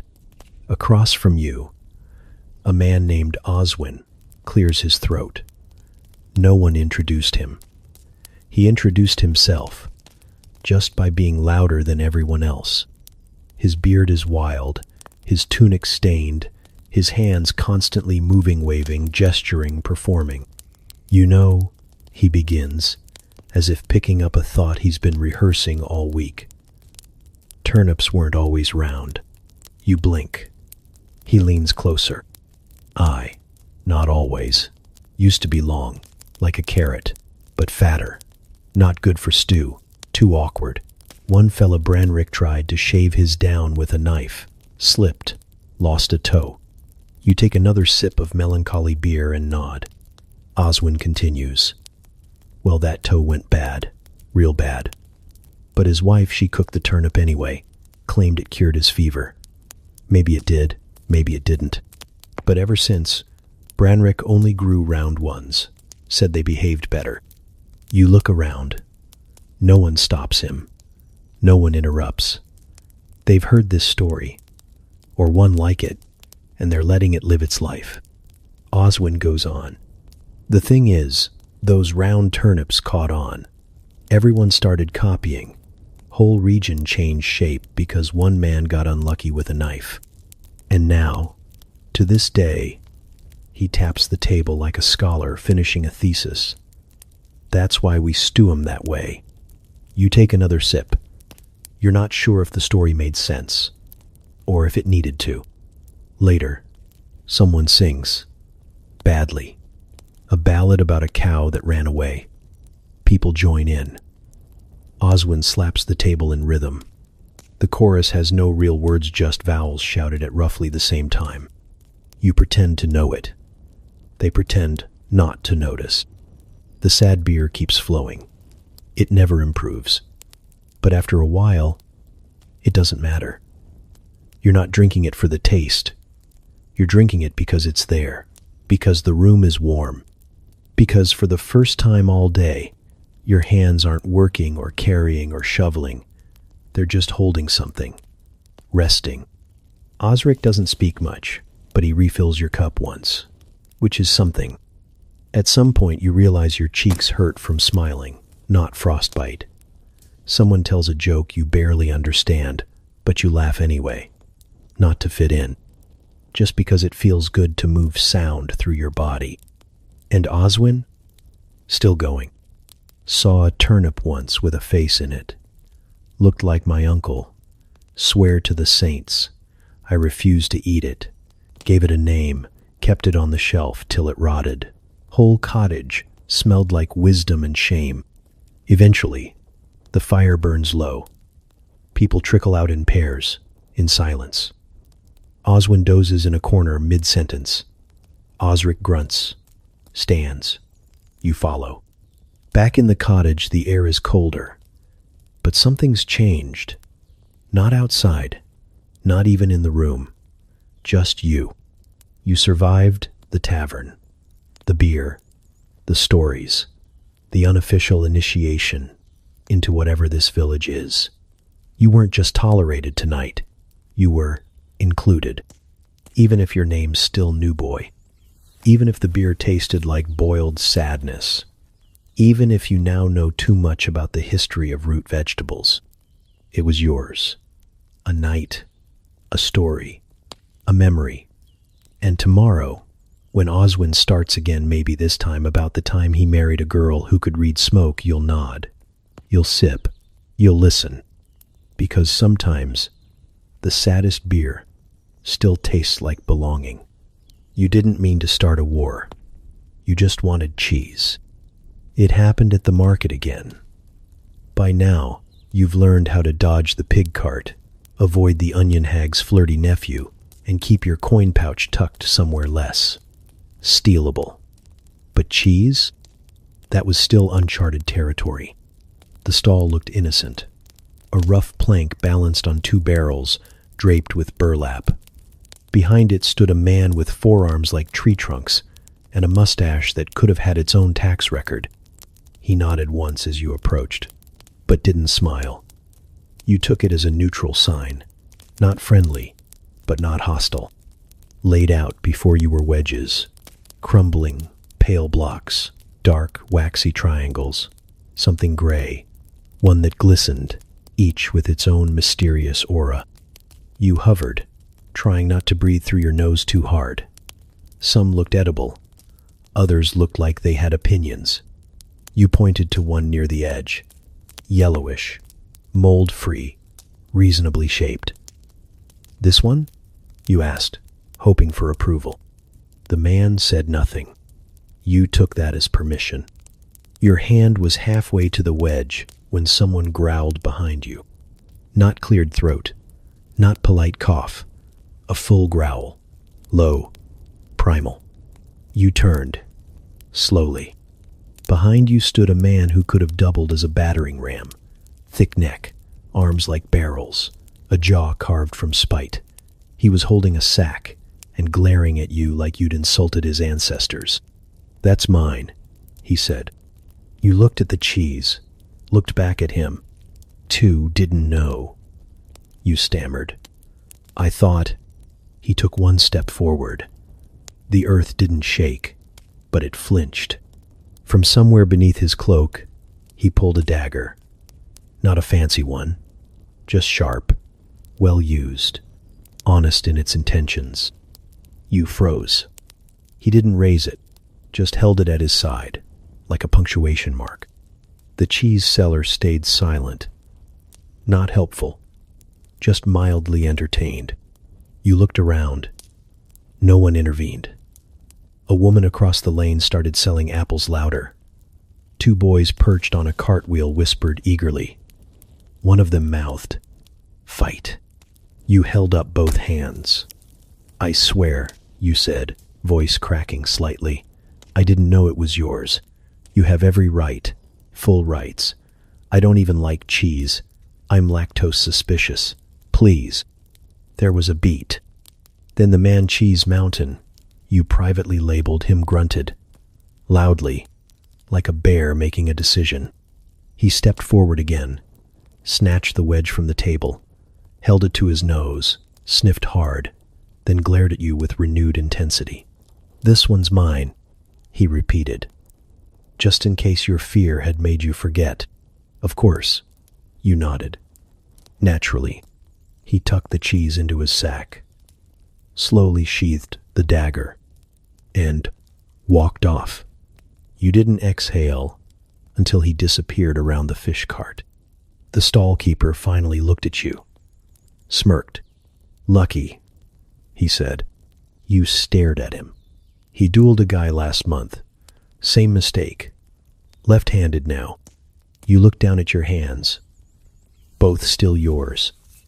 You flexed them out of gratitude. "You got anything less controversial?" you asked. He reached behind the barrels, pulled out a smaller wedge. Misshapen, cracked. "Goat," he said. "Nobody fights over goat." You nodded, took it, paid too much, didn't argue. Later, sitting on the edge of the stream, you nibbled the goat cheese. It was sour, dry, crumbly, a bit like despair, but safe. Osric joined you halfway through, sat beside you without speaking, looked at your cheese. "Goat," he muttered, bold. You told him the story. Short version. Left out the part where your voice squeaked and your legs almost betrayed you. He grunted once, the closest he comes to a laugh. "Next time," he said, "watch for the wax seal." "What seal?" He picked a piece of straw from his sleeve. "Some families mark their claim on food, etched into wax. That wedge you touched belonged to the Trenhams." You waited. "They're sensitive," he added. You made a mental note to only buy cheese under cover of darkness from now on. Back at the cottage, the dog sniffed your fingers, sneezed, and walked away. Even he didn't respect goat cheese. But you were alive. Dignity slightly dented, fingers intact, pride wounded, but healing. That night, you dreamed of dairy, of enormous men with cheese swords, of being chased through a market with nothing but a cracker shield. You woke in a cold sweat. Welcome to medieval life, where even your snacks come with risk. It starts before the sun, always before the sun. A sound slices through your dream-sharp, nasal, vengeful, the rooster. You don't know its name. You're not sure it has one. It's not the noble, painted bird from old kitchen wallpaper or children's books. This one is angry, ragged, a patchy red demon with feathers that stick out like bad intentions. Its crow is less of a song and more of a war cry. It doesn't greet the dawn. It dares it. The first morning you heard it, you fell out of bed. The second morning you threw a shoe in its direction. Missed. Third morning you tried covering your ears. Didn't help. The sound travels through straw, through wood, through bone. Now, it's routine. You wake up half a second before the crow, like your body has learned to flinch in anticipation. It's always the same pitch-black cold air, the dog stretching somewhere nearby, and that shrill call from a beast who seems to loathe your existence. You hate the rooster, deeply, philosophically, on a level that transcends reason. But you get up, because fighting it doesn't work, and ignoring it only prolongs your misery. So you roll off your straw mat, stretch limbs that never seem to stretch far enough, and start the day. Osric's already outside. Always. You don't know when he wakes. You suspect he never actually sleeps, just lies in wait. He nods when he sees you, as if to say, "The rooster got you too." Then hands you a bucket. That's your first job. Every morning, fetch water. The bucket is cold. The handle digs into your palm. The path to the stream is wet with dew, and every stone finds your foot like it's on a mission. You pass the chickens. The rooster watches you from his perch. Smug. You resist the urge to hiss. By the time you return, the sky is pale gray. Someone's stoking the hearth. Bread dough is rising in a bowl near the window. You nod at the woman in charge of baking. She doesn't nod back. You've made peace with that. You drink a bit of water, splash some on your face. It helps, slightly. Then it's chores. The same ones, every day. Clean, carry, fix, fetch, repeat. There's comfort in the pattern now. Your hands know what to do before you tell them. You don't ask as many questions. You don't get as many answers, but it doesn't bother you like it used to. You know which chickens bite, which piglets wander, which tools are rusted but still usable. You've stopped expecting things to make sense. They just are. And that, strangely, helps. Meals come when they come. Bread, mostly. Gruel. Sometimes a piece of salted fish so dry it could be used as currency. You eat in silence, surrounded by people who still don't say much to you. But they pass you the bowl without hesitation now. They expect you to be there. That's new. One afternoon, you're fixing the fence when the rooster struts by. Doesn't look at you, just clucks, pecks at the dirt, moves on. You freeze. Realize something unsettling. You know its pattern, its route, its habits. You've memorized the enemy. You've learned to live around it. You're not sure when it happened. When the desire to escape dimmed. When you stopped counting days. When, "How do I get home?" became, "How do I not mess this up?" You just know that now. You wake with the rooster. You no longer hate it. Not entirely. You respect it. It's consistent, honest. It screams when it feels like screaming. That kind of freedom is rare. You still flinch, still fantasize about feathers flying, but when it crows, you move, and that movement has become your rhythm. Evening comes quietly. You sit by the hearth. Your hands hurt in familiar ways. Your stomach is full enough. You smell of sweat, hay, and faintly of goat cheese. Someone's telling a story about a man who tried to grow onions in winter. You listen. You even laugh. Outside, the rooster settles into his roost. You hear a rustle, a sleepy cluck. You nod once in his direction, a silent truce. Because tomorrow, before the sun even considers rising, he'll scream again, and you'll rise. Not because you want to, but because that's what you do now. You never cared much about cabbage. Before all this, it was just there. Something your grandma mentioned occasionally. A filler vegetable, harmless, forgettable. A background player in a stew you barely noticed. Now it's a life partner. You don't know when the shift happened. Maybe it was the morning you woke up shivering and the only thing in the bowl was something grayish-green and steaming. Maybe it was the third consecutive meal where chewing cabbage was the only thing keeping you from passing out. Or maybe it was the moment you realized you could identify the type of cabbage just by smell. white, red, Savoy, boiled, pickled, fried, raw, shredded into soup, slapped on bread, tossed in whatever counted as oil in this part of the world. If there was a way to cook cabbage, you've seen it and judged it. You have opinions now. You think boiled cabbage is an insult unless salted first. You believe raw cabbage belongs only in desperation dishes or punishment meals. You've found, to your shame, that pickled cabbage is your guilty pleasure. Salty, sour, aggressive, it's the only food that doesn't pretend to be happy to see you. But cabbage alone won't save you. So you learn porridge. Or rather, you submit to porridge. It's not food so much as a concept. A warm, mushy suggestion. It sticks to your ribs and your wooden spoon and sometimes your dignity. They call it gruel some days. Mash on others. Doesn't matter. It's the same beige blob with the same limp grains and the occasional mystery lump. One time you bit something crunchy and no one would tell you what it was. Still, you eat it. Every day. Because you must. Because hunger isn't poetic here, it's not skipping a meal to look cool. It's kneeling on a dirt floor, praying the pot's not empty, and scraping the sides just in case. There are rules, unspoken ones. You never serve yourself first. You never take more than one ladle unless invited.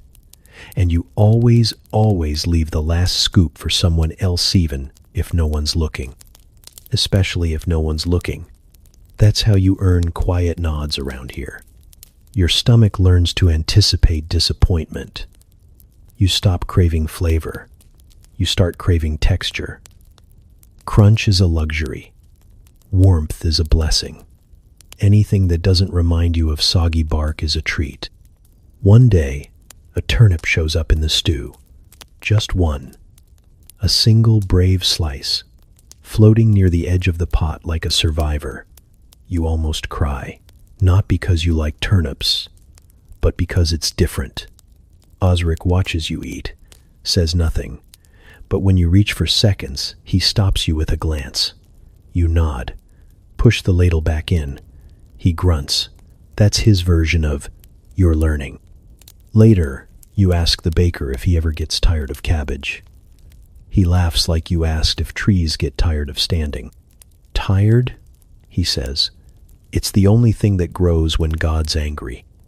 You believe him. You try to help in the garden once. Pull weeds, till soil. You're terrible at it. Your rows are crooked. Your hands blister. But you touch the cabbage as it grows. Cradle it, like something sacred. Because it is.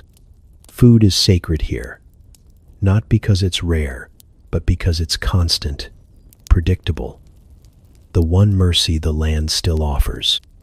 In your old life, meals were background noise, screen time, multitasking. Here, they are rituals. Porridge in the morning, cabbage soup at noon, a crust of bread by firelight if you're lucky. And on feast days, well, you haven't seen one yet. But the whispers make it sound like meat might exist again someday. You ask a boy once what his favorite food is. He says, hot cabbage. You laugh, thinking it's a joke. He doesn't.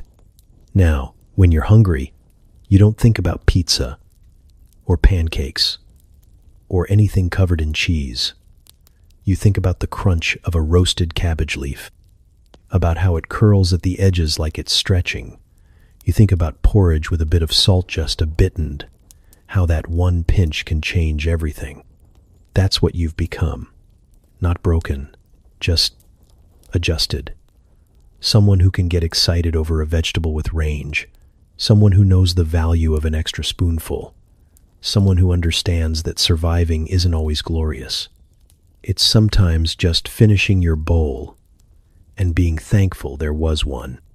It started with a drizzle. Harmless, soft, the kind of mist that feels like the sky's just clearing its throat. You didn't even put on the cloak they gave you, that scratchy, patchy thing that smells like sheep and old smoke. You thought, this isn't real rain. By midday, the sky had changed its mind. The drizzle turned to drops. The drops turned to sheets. By evening, the world was soup. Every surface slick. Every path a trap. The roof dripped in a new corner. The fire refused to stay lit. And your socks, such as they were, became sponges with hopes and dreams. And none of them involved keeping you dry. You tried to keep working. Tried to haul logs and feed animals and carry buckets through ankle-deep mud without looking like a baby giraffe learning to walk. It didn't go well. Slip one happened near the woodpile. A casual step. One boot sank. The other didn't. You tilted, flailed, landed flat. Your spine met earth, mud up your back. The dog watched, unimpressed. Slip two was more dramatic. You were carrying a basket of laundry toward the cottage Osric's shirts mostly, all of them seemingly made from lead and sorrow when the ground shifted. Not visibly, not scientifically. Just enough to remind you who was in charge. You fell sideways. Laundry flew. A pair of woolen underthings landed on your face. You didn't scream. You just paused. By day two, your knees had given up. Your hands stayed raw. Your will to live was dripping somewhere near the pig pen. It kept raining, morning to night. The kind of rain that soaks through you, through fabric, through skin, through spirit. It drummed on the roof like mockery. It filled the bucket faster than you could empty it. It made everything you owned smell like despair and mildew. Slip three was public, in front of the baker. You landed on your side like a sack of defeated potatoes. He didn't laugh, just handed you a half-burnt roll and said, "Eat. You look like you need to chew something." Slip four was near the well. You caught yourself on a rope, nearly dislocated something. Still had to draw water after. Slip five was the one that broke you, not because it hurt, not because it was dramatic, just because you were so tired of trying not to fall. You were walking to the barn, nothing heavy in your hands, no danger, no audience, just you and the mud and the soft, insistent drizzle that never quite stopped. Your foot slid, your arms flailed, you landed hard face down. The sound it made was wet and personal. You didn't get up. Not right away. You stayed there. Let the rain pat your back like an old friend. Let the mud press into your sleeves, your collar, your teeth, and you cried. Not loudly, not dramatically, just enough. Enough to let the ache out of your chest. Enough to admit you missed warm beds and hot showers and dry feet. Enough to say, if only to yourself, I don't want to do this anymore. No one came. No one asked. No one told you to get up. Eventually you did. Because what else was there to do? You trudged back to the cottage, shed your outer layer like a snake, giving up. Set your boots near the hearth knot, close enough to warm, just close enough to hope. The others came in, wet, quiet, tired. You expected someone to say something, to point out the mud still on your cheek, to make a joke. But no one did. And somehow, that hurt worse. Because this wasn't new to them. Not the rain, not the misery, not the quiet collapse of someone trying to pretend they're fine. They'd all been there. There's no ceremony for suffering here. No pity, just endurance. Osric handed you a bowl. Gruel, again, salted this time. You took it, ate in silence, and felt not better, but not alone. That night, the wind howled like it wanted in. The roof groaned. Your mat was damp, but you slept, because there's a strange peace that comes after breaking. A quiet sturdiness in knowing you've already cracked once, and the world didn't end. You slipped 5 times. You cried once. No one noticed. And somehow, that's what kept you going. You knew it was coming. You just didn't think it would be today. It started when Osric sniffed the air near you, grimaced, and muttered something about barn rot. You laughed nervously. He didn't. Later, one of the younger boys walked by, paused, and then held his nose with theatrical flair. You tried to ignore it. But when the dog who had rolled in something dead just that morning chose to sleep away from you, you got the message. It was bath time. You hadn't taken a real one since arriving. You'd wiped your face with a damp cloth, splashed your armpits once using drinking water when no one was looking, but a full body, head under, kind of clean. That felt mythological.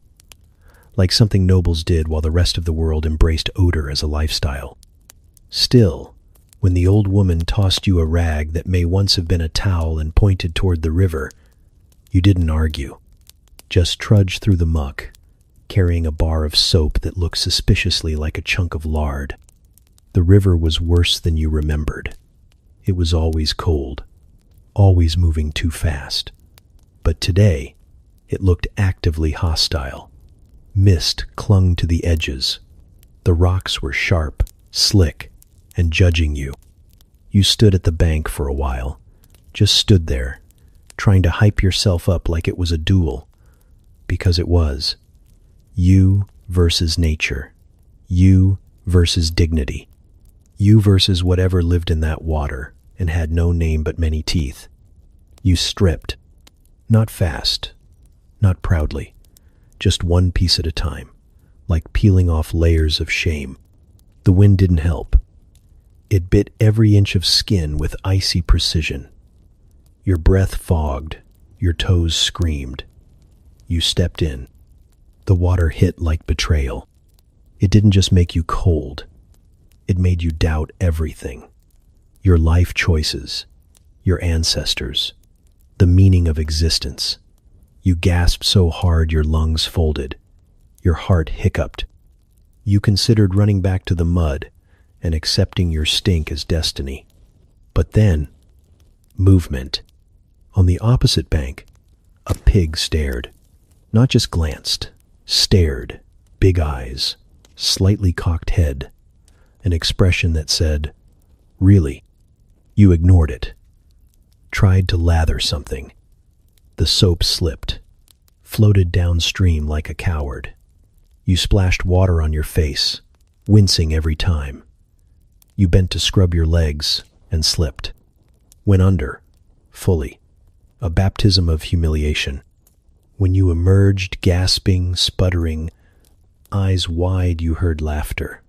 Children, 3 of them, perched on a rock like goblins, watching you. One had a fist full of moss. You froze. The moss hit your shoulder with a wet plop. You said nothing. Another chunk sailed through the air, hit your forehead, slid down slowly, like shame in physical form. They laughed harder, pointed, chanted something that rhymed, though you couldn't understand the words. You tried to move faster, splash, rinse, get it over with. Your fingers had gone numb. Your ears burned not from temperature, but from awareness. You were the show, the afternoon entertainment. And still, the pig watched. You climbed out, soaked and shivering, your skin blotchy, your pride somewhere floating near the soap bar, lost to the current. You wrapped yourself in the rag. It was damp, probably already had stories of its own. You didn't care. The children clapped as you left, not kindly. Back at the cottage, Osric looked up, sniffed once, and said, "Better." That was it. No congratulations, no medal, just better. You collapsed near the hearth, your body steaming gently. Someone handed you a crust of bread. Someone else poured warm water into a bowl and set it near your feet. No one mentioned the moss, or the pig. But later, one of the older women passed you, paused and said, "You smell like you're trying," then walked on. And honestly, that felt like a compliment, because you were trying to belong, trying to survive, trying to remember what dignity felt like without clinging to it too tightly. That night, wrapped in a dry tunic, you lay on your mat, muscles aching in weird new ways. The dog curled close again. You ran a hand through your hair. It felt cleaner. It smelled neutral. You smiled. It had cost you everything: warmth, privacy, the illusion that you were still in control of your life. But you were cleaner. Technically, you didn't mean to say anything strange. It just slipped out. It was late, and you were tired mentally, physically, emotionally, spiritually tired. The kind of tired that makes you say things without thinking. The fire was low, the bread was burnt, and the baker was lamenting his luck again. Third loaf ruined this week. Said he must be cursed. Or maybe the oven was. You'd meant it as a joke. You said, "Maybe the stars are just misaligned." That was it. A passing comment. A harmless phrase you'd used 100 times before in your old life, the one with apps and traffic and weather forecasts. But here, those words landed differently. The baker went still, completely still, like someone had pressed pause on him. You looked up. He was staring at you, pale, his hands hovering above the dough like they'd forgotten what to do. "What did you say?" he asked slowly. You swallowed. "The stars. Misaligned. It's just something people say." He didn't answer, just turned away, muttered something, and started kneading again harder than before. You thought that was the end of it. It wasn't. The next morning he didn't greet you. No nod, no grunt, just eyes that slid past your face like you weren't there. At breakfast, a child left a small clump of moss on your stool. You moved it. It showed up again on your mat. You tossed it. That night it was tucked into your boot. By the third day, there were 5 pieces of moss in various stages of decay surrounding your bedding. You asked Osric what was happening. He chewed his bread for a full minute before saying, "You talked about the stars." And he looked at you like you'd asked why the sun rises. "Only the seers talk about the stars." You blinked. "I'm not a seer." Osric shrugged. "Too late." You said it. That's how it works here. You don't get to choose what you are. They decide. And they decided you see things. Soon, people started avoiding your gaze. Not rudely, not out of malice, just out of quiet, respectful terror. The blacksmith's wife asked if you could unsee her husband's back pain. You told her you didn't know how. She nodded solemnly and brought you a boiled root anyway. Children began following you from a distance, leaving gifts, mostly moss, sometimes rocks. Once a dead frog with daisies in its mouth. You tried to explain, tried to tell them you weren't magic. You were barely functional. But the more you denied it, the more convinced they became that you were hiding your powers out of humility. You became star talker. You found out from the old man who cleaned the well. He said it casually, like everyone had agreed and no one had thought to tell you. The baker stopped speaking entirely. Just set your bread down with both hands, eyes averted, mouth tight. You missed being ignored normally. Regular, everyday dismissal. This was different. This was reverent silence, which somehow felt worse. At one point, a woman brought her baby to you and asked if the stars would favor him. You panicked and said, "He has a strong aura." She wept with joy and gave you a jar of pickled eggs. You hate pickled eggs, but you accepted them, because at this point, saying no to anything might only deepen your myth. Osric found the whole thing hilarious. "You could charge," he said, mouth full of something root-based. People would pay, even in turnips. You didn't want turnips. You wanted to go back to being new boy. At least that was simple. Annoying, yes, but understandable. This was unsettling. You began watching what you said, avoiding metaphors, refusing to comment on weather, harvests, dreams. You nodded and smiled and said nothing of value, just in case. But it was too late. You'd said something celestial, and now moss was your currency. One morning, a child handed you a perfectly round stone and asked if the moon was angry. You said no. They smiled. Later, you caught Osric carving a tiny star into your wooden cup. You glared. He didn't stop. You thought about the world you came from, full of astrology apps and zodiac memes and horoscopes that told you to avoid X's and wear green on Tuesdays. None of it had meant anything, just noise. But here, it did. Your accidental superstition had become belief. And belief, once born, doesn't die easily, especially not in a village with more goats than logic. So, you let them believe. Because maybe it gave them comfort. Maybe it made the rain hurt less. Maybe it made the bread rise better. Maybe the moss meant protection. And maybe, just maybe, in a world where you didn't belong, it gave you a place. Even if that place smelled faintly of frogs and lies. It wasn't a decision. It was a failure. Your shoes gave up on you. One morning you slipped them on and felt something shift, a soft tear somewhere near the heel. You ignored it, walked anyway. By midday, one sole had peeled halfway off. By evening, both had split, like old fruit left in the sun. Osric looked at them, nodded solemnly, and said, "They've returned to the earth," which felt unnecessarily poetic for footwear made of splintered wood and disappointment. You tried patching them, wrapped them in twine, stuffed the insides with straw. Nothing worked. They were done. You stared at them like fallen comrades, then left them by the fire as a quiet offering. And you walked out barefoot. It was meant to be temporary.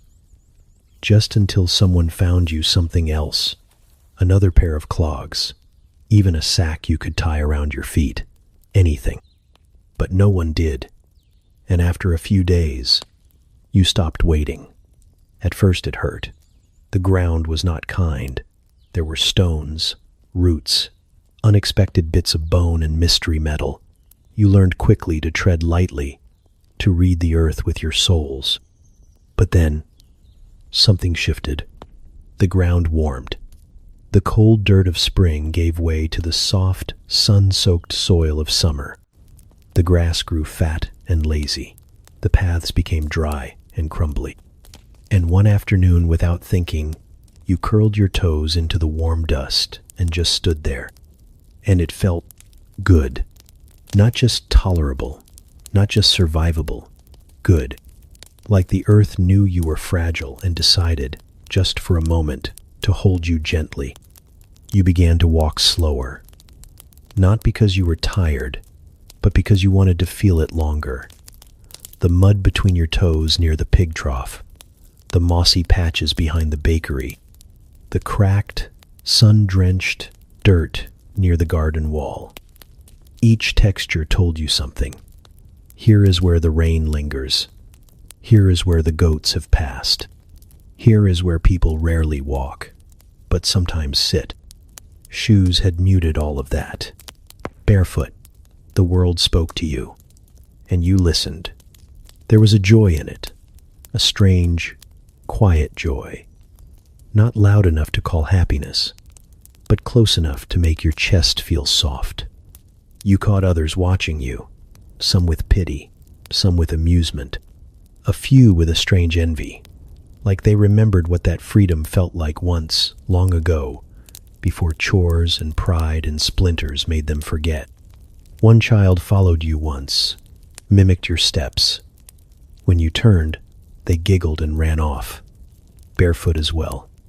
The next day, two more did the same, a barefoot parade, a rebellion made of silence and skin.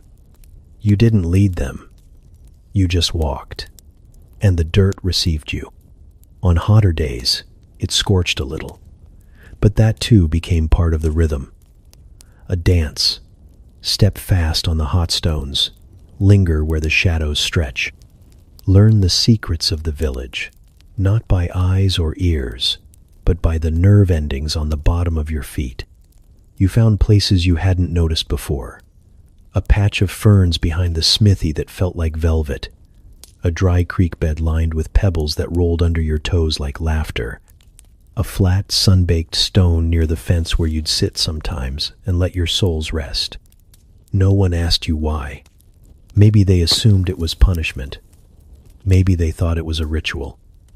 Or maybe they just accepted that you were strange, moss-hoarding, star-mumbling, barefoot you. And you accepted it too. You didn't need shoes anymore. Not for identity. Not for protection. Not even for respect. You had the earth, and it was enough. Sometimes at night, you'd step outside when everyone was asleep and feel the ground cooling under the moon, damp in places, crisp in others. The dog would follow, lay beside you, breathe in time with the breeze. No one talked about this kind of peace. It wasn't celebrated or praised. It just existed, in small moments between the noise. Warm dirt, bare feet, a breath that doesn't feel borrowed. You hadn't chosen it, but it had chosen you. And for once, you didn't need anything more. It happened fast. One moment the child was running. The next, they were gone. The puddle wasn't even that big. You'd stepped around it earlier without thinking, just another shallow mud trap among dozens that form when the road decides it's tired of pretending to be solid. But the child, sprinting barefoot and wild-eyed with a stick in hand, didn't see it coming. Their foot caught the edge, slid forward, and the rest of them followed. They didn't fall gracefully. It was arms flailing, knees first, face nearly planted into the muck. A flump, a splat, and then stillness. For a second, no one moved. You were standing a few feet away, holding a half-empty bucket and pretending to care about the laundry line. The child stayed crouched in the mud like they'd just discovered the floor of the earth was an emotional home. A pause stretched into 3 seconds, then 4, and then they looked up. Moss in their hair, dirt on their cheeks, a single worm clinging to their sleeve, like a passenger unwilling to disembark. They grinned. Not a smirk, not embarrassment disguised as bravery, just pure, shameless delight. Like falling was the whole point of running in the first place. And you laughed. Not politely, not because it was expected, not to blend in. You laughed the way people laugh when their ribs forget to protect them. Sudden, unfiltered, so sharp and full you startled yourself. It broke out of your throat and spilled into the air like something that had been locked away too long. A laugh that didn't come from irony or bitterness, but from somewhere real, somewhere old. The child giggled back, triumphant in their mud-coated glory. They stood up, arms outstretched like a scarecrow, and shouted something unintelligible before charging down the path again twice as fast, now soaking wet, unconcerned with everything. You stood there, breath-catching, the ghost of a grin still on your face, and realized it had been weeks. Weeks of silence mistaken for peace, of smiles performed like rituals, of nodding when spoken to, and walking with the deliberate caution of someone trying not to break. You hadn't laughed. Not like this. The last time you had, it might have been during the firewood incident. When Osric tried to chase a goat off the roof with a broom and ended up falling into a haystack. You'd chuckled then, maybe even snorted. But it had been the kind of laugh that covers discomfort. The kind you use when you want people to think you're okay. This was different. This was light, and it felt like something cracked open inside you. You didn't even notice the mud on your boots, the wet laundry dragging behind you. You just stood there, letting the sun warm your face, still half smiling like you just remembered something important and couldn't quite name it. Later, while folding clothes near the fire, the old woman Ellsworth, you think her name is glanced over and said, "Heard you laugh today." You looked up, startled. She didn't smile, just nodded once. About time, then went back to her sewing like she hadn't just marked a milestone. But it was a milestone, one you hadn't been tracking, one that didn't come with a speech or ceremony or bread. Just a fall, a child, a moment. You found yourself watching the others more after that, not just studying them, seeing them. How the blacksmith hums when he sharpens blades, how the baker scratches his neck when nervous, how Osric, for all his scowling and grumbling, always tosses a bit of crust to the dog under the table when he thinks no one's watching. There is humor here, not loud or clever or sarcastic, just soft, constant, like moss underfoot or wind through wheat. It doesn't demand attention, it waits for it. And now, you notice. You catch yourself smiling at silly things, at the chicken who thinks she owns the path, at the piglet who sneezes mid-run, at the goat that still refuses to acknowledge you unless you're carrying food. You still miss things. The warm buzz of artificial lights, the hum of your old life, the sarcasm that used to be armor and entertainment all at once. But for a moment, just a moment, you laughed like none of that mattered. And for that heartbeat, that breath, that flicker of sun across the mud, it was enough. It started with horns. Not battle horns, not warning horns, just celebratory ones. Loud, off-key, and impossible to ignore. You were stacking firewood behind the bakery, trying not to get splinters under your thumbnail again, when the first blast echoed through the village. You froze, waited. Another followed, then a third. Then laughter. Shouting. Feet running. You peeked around the corner and saw something bizarre. People smiling, all at once. Not the usual smirks or exhausted grins after a long day of surviving pigs and bad weather, but actual, unfiltered joy. A little chaotic, a little manic. The kind of joy that comes with fermented drinks and very low expectations. Osric passed by you wearing something that looked like a flower crown, but was mostly just weeds and feathers.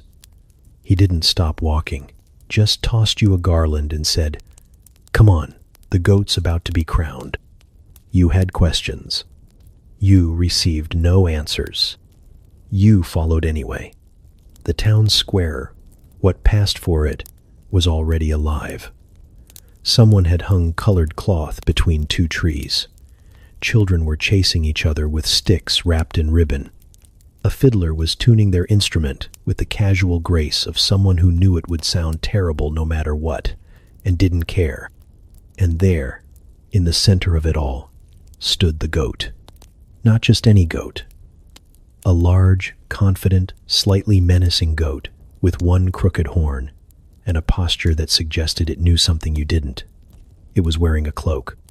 Someone had embroidered little suns and stars onto it. A crown, if you could call it, that sat, lopsided on its head. More weeds, a feather, possibly a spoon. The villagers surrounded it like royalty. You leaned over to Ellsworth and asked, "What is this?" She grinned. "Festival." "Yes, but what for?" She shrugged. "It's time." That was it. Apparently the why didn't matter. Or if it did, no one was in a hurry to explain it. It wasn't a harvest celebration. It wasn't a saint's day. It wasn't commemorating a victory or a birth or anything you could track. It just was. And maybe that was the point. Music started sharp and fast and wildly inconsistent. But feet began to move. Hands clapped. People twirled, stomping and laughing, spinning with the kind of abandon you'd only seen in toddlers and very drunk wedding guests. You stood on the edge, awkward, until a hand grabbed yours. A child. The same one who once threw moss at your face during your bath debacle, now smiling, tugging, pulling you into the chaos. You resisted for half a second, then relented. Because why not? Why not let go for a few hours? Why not stomp your bare feet into the dirt and let the rhythm claim you, even if you had no idea what beat you were supposed to follow? So you danced. Badly. Arms too stiff. Movements too late. You bumped into people, tripped over your own foot, almost collided with the goat. The goat did not flinch. It merely stared at you as if to say, "Respect the crown." You bowed. The goat ignored you. Someone handed you a cup. You drank. It was something like cider, but stronger, warmer, possibly fermented in a boot. You drank again. You started laughing. Not because something was funny, but because everything was. Osric was trying to juggle turnips and failing spectacularly. The blacksmith was dancing with a broom. Someone's grandmother was reciting a love poem to a loaf of bread. The goat was eating its own crown. And in that blur of sound and spinning cloth and uneven clapping, you forgot that you didn't belong. Because in that moment, you did. Not as a seer, not as new boy, not even as the barefoot stranger from another world. Just as a person, dancing, laughing, alive. The sky turned orange, then deep blue. The music slowed. The crowd thinned. People sat on the ground, leaning against each other, sharing crusts of food and sips from the same dented mug. The goat, crownless but undefeated, curled up by the fire like it had been ordained to do so. You sat too, breathless, sweaty, light. You still didn't know what the festival was for. No one ever told you. And maybe that was the magic of it. That for one day just one the village didn't need a reason to celebrate. They just did. And for the first time in a long time, you didn't need a reason to smile. You just did. It was late. The kind of late that didn't care about clocks. Just the steady hush of a world that had finally run out of things to say. No more voices. No more chores. No more shouting about spilled milk or goats gone missing, or whose turn it was to fetch the night water. Just silence. You stepped outside without really meaning to. The fire inside the cottage had started to dim, and your mat felt too warm, too close, too full of dreams you didn't want to dream. So you slipped out barefoot, wrapped in someone's cast-off cloak, and let the door creak behind you. The air outside didn't rush to meet you. It just was. Cool, still, thick with something that wasn't quite fog and wasn't quite breeze. The kind of air that makes you pause before you breathe, just to see if it's safe. It was. And above you the sky. You'd forgotten. Forgotten what darkness really looked like when it wasn't competing with street lamps or headlights or a neighbor's bathroom window, left glowing at 3 a.m. This was black, but not empty. The stars were violent in their clarity, endless, unapologetically bright. They didn't twinkle, they burned. Hung there like secrets no one had the right to know, and yet everyone was allowed to see. You stood still. Let your eyes adjust. Let your shoulders drop. Even the pigs were quiet.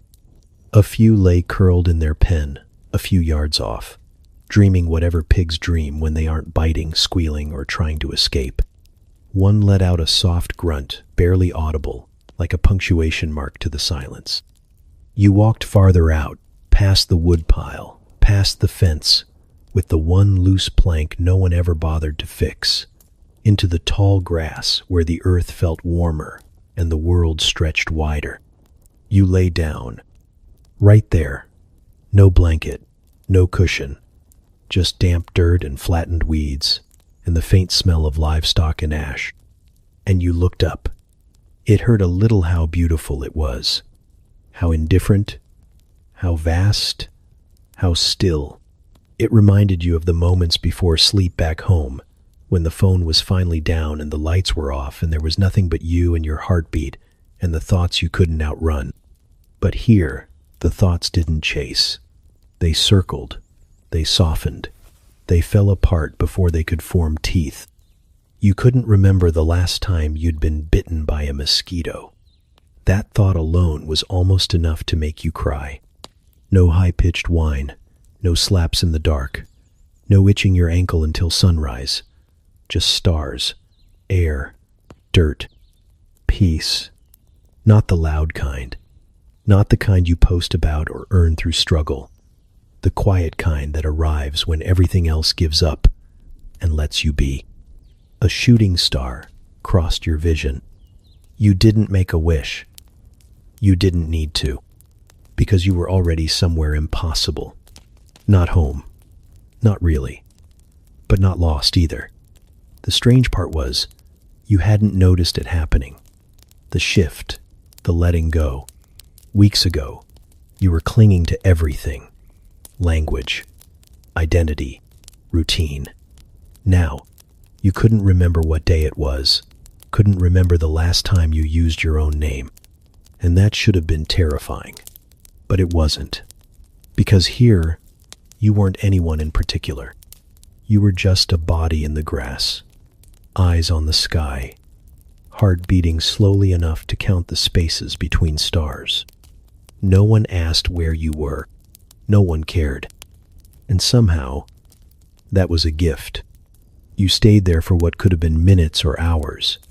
Time didn't pass here. It settled, like dust, like dew, like breath. Eventually, you sat up, legs stiff, hair tangled, dew on your arms, a chill in your spine. But your face? Dry. No tears, no salt, just something softer, something looser in the chest. You whispered, "Thank you," to no one, and meant it. A pig snorted in response. You smiled, then stood, walked back toward the cottage, slow, careful not to disturb the peace that wasn't yours, but had let you borrow it for one strange, miraculous night. The door creaked again as you stepped inside. The fire had gone out.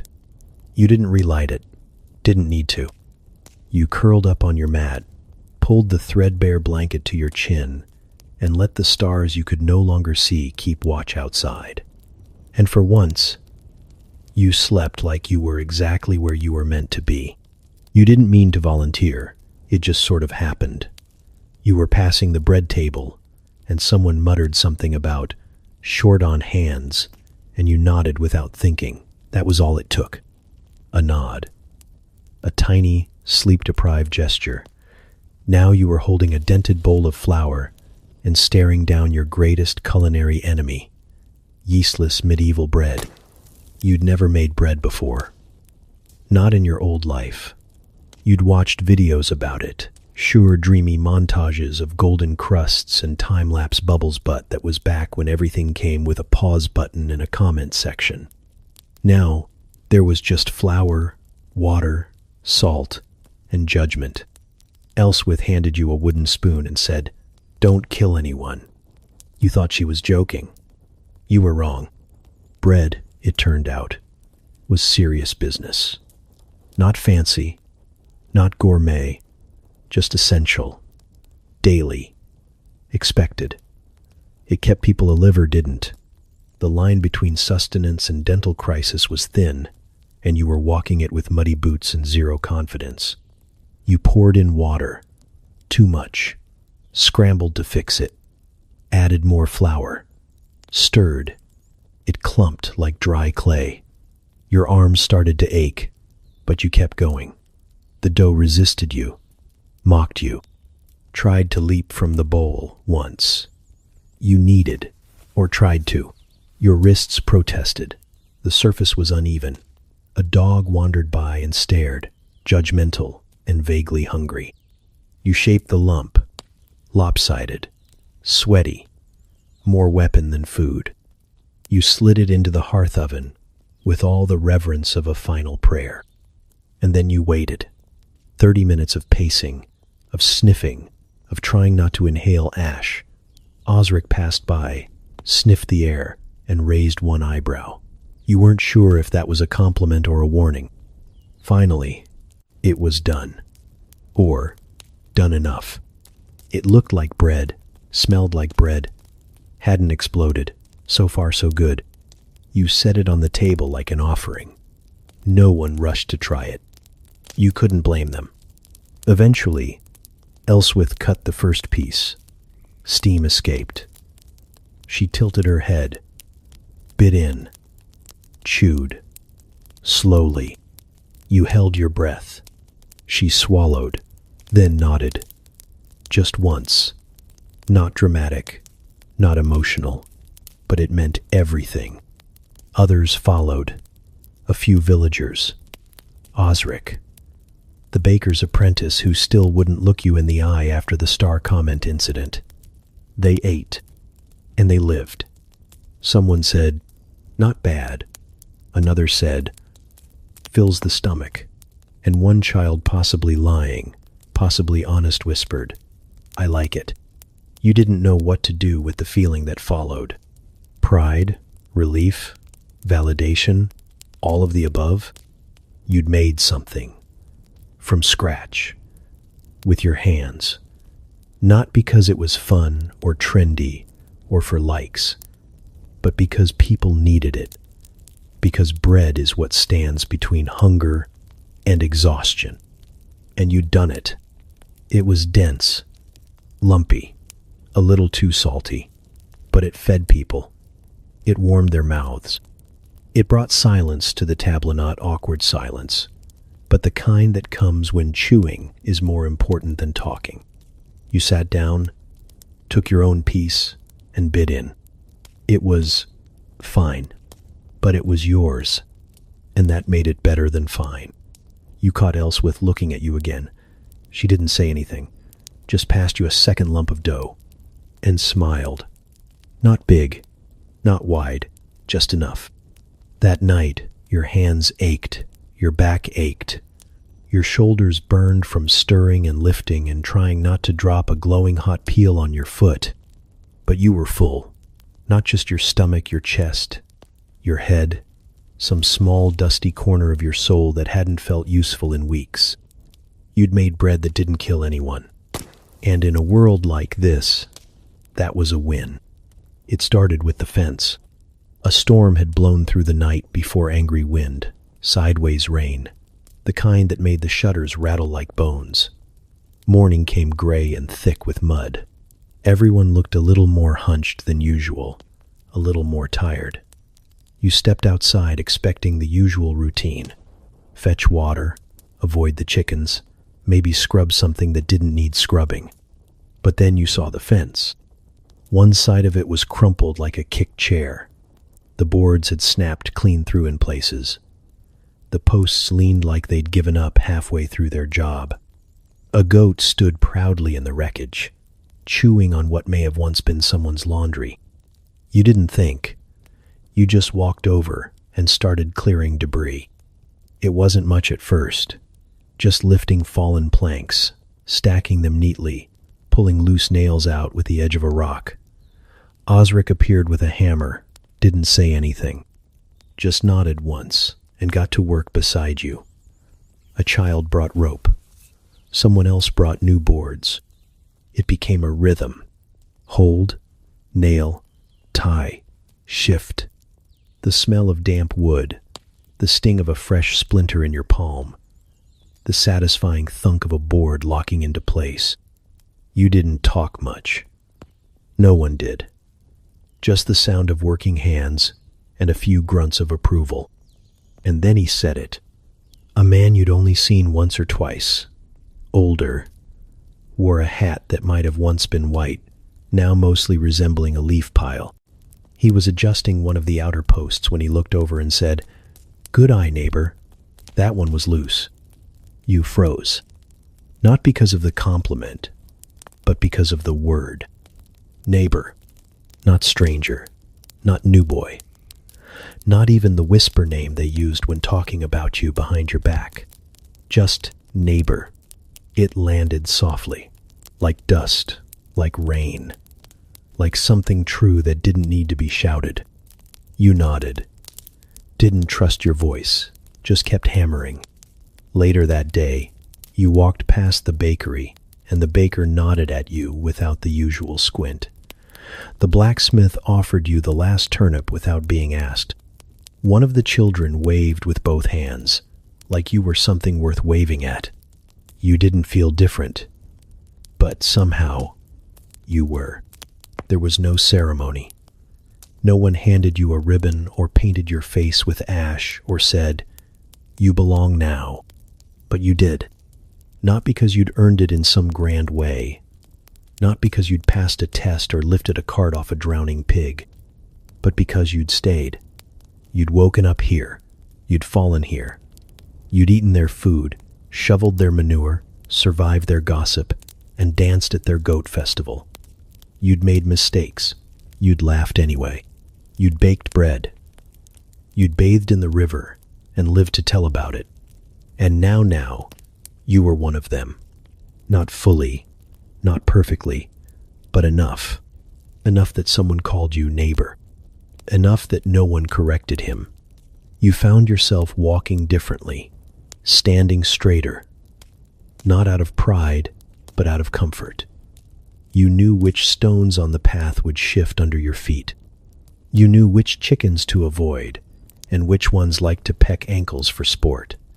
You knew when the bell would ring and how long the prayer would take and who always mumbled the last line. The village hadn't changed, but you had. And in tiny, invisible ways, it changed for you too. That night, you passed by the repaired fence, ran your fingers along the wood. It wasn't perfect. Some boards stuck out too far. One post leaned a little, but it held. It did the job. Just like you. You sat by the edge of the road as the sun began to bleed into the horizon. The sky turned that familiar medieval orangeth, kind that said the fire should be lit soon and the bread should be cooling. Osric passed by with a bundle of sticks. Didn't stop, just said, "See you tomorrow, neighbor." And this time, you said it back. It sneaks up on you. At first, the absence is loud. Phantom vibrations in a pocket that isn't there. That quiet, compulsive twitch of your hand when the silence lasts too long, reaching for something familiar, comforting, flickering. You'd tap your thigh, feel the rough fabric, and pause every time. But there's no phone. There never is. In the beginning, that loss felt sharp, like losing a limb or a part of your memory. You didn't know what time it was, what day. You couldn't check. No updates, no buzzing, no light glowing in your palm to keep the dark from settling in too deep. At night, you missed the screen the most. Back home, your phone was the final voice of the day, the last comfort before sleep. You'd scroll until your eyes blurred, lull your brain into forgetting what it didn't want to feel. It wasn't entertainment. It was escape. Every headline, every video, every picture of food you wouldn't eat it gave you something to disappear into. But here, there's nothing to disappear into. Just firelight, and breath, and the wind outside your door. You used to panic at the stillness, like your brain would overheat if you didn't give it something fast and flashing. You'd lie in bed and wish for notifications, like they could stitch your mind back together. Now, you just lie there. You stare at the wooden ceiling. You listen to the snores of the dog, the creak of the shutters, the low murmur of the wind moving through the trees like it's humming to itself. And that's it. No screen, no glow, no feed to refresh. Just stillness. And then one day, you notice something strange. You haven't reached for your pocket in a while. You haven't imagined a buzz or found your fingers curling into that familiar scroll shape. Your body stopped asking. The urge quieted, like a song you'd heard too many times finally lost its hook. You don't know when it happened. Maybe it was the bread baking day. Maybe it was during the goat festival. Maybe when you were too tired to think, or when you were laughing too hard to remember you ever needed distraction. You just forgot the need. And it's not like you suddenly hate technology. If someone handed you a phone right now, you'd probably cry. You'd check the weather and your texts and what bizarre world events you missed. You'd watch at least one video of a raccoon doing something human. But you don't crave it anymore. You don't miss the noise like you thought you would. Because here, there's enough. The sky tells you what time it is. The people tell you what matters. The silence fills the gaps you use to patch with pixels. You've learned to sit still with your own mind. And that's terrifying sometimes. It's not all peace and clarity. Sometimes the thoughts are loud, ugly, regretful. They echo harder without distractions to soften them. But you don't run from them now. You let them arrive, stay a while, and then leave. Like visitors, not invaders. You learn to listen to the wind again, to the way rain sounds on a wooden roof, to how fire crackles differently depending on what wood you burn. You never noticed those things when you had a screen in your face. You didn't need to. But now, you hear everything. A bird nesting near your window, the far-off clank of a blacksmith's hammer, the way Elswith hums the same tune every morning when she stirs the pot. A song you once thought was meaningless now loops in your head like a lullaby. This world is quieter, but not empty. And for the first time in your life, you realize how much space you were filling just to avoid being alone with your own presence. Now, your presence is the thing you look forward to. You sit outside and watch the light change. You don't post about it. You don't snap a picture. You just watch. And that's enough. You still remember your phone. Its weight, its feel, the crack in the corner from the time you dropped it on the sidewalk. But the attachment is fading. You don't miss scrolling. You don't miss buzzing. You don't miss filling every second with noise. You've remembered how to live without it. And strangely, you don't want it back. Not yet. Maybe not ever. Not while the sky keeps turning gold at dusk. Not while the wind keeps whispering secrets only the quiet can hear. The dreams come slower now. You used to fall asleep with a flicker half thoughts, static, images blurred by blue light. Your brain, always running. A movie you didn't remember choosing, playing on loop behind your eyelids. You'd wake up exhausted. You'd wake up with your jaw clenched and your fingers curled like you were bracing for something. But here, dreams arrive differently. They float in. They settle, like ash from the fire or the hush after a long, hard rain. There's no buzz before sleep now. No inbox reminders. No digital clock burning red into the dark.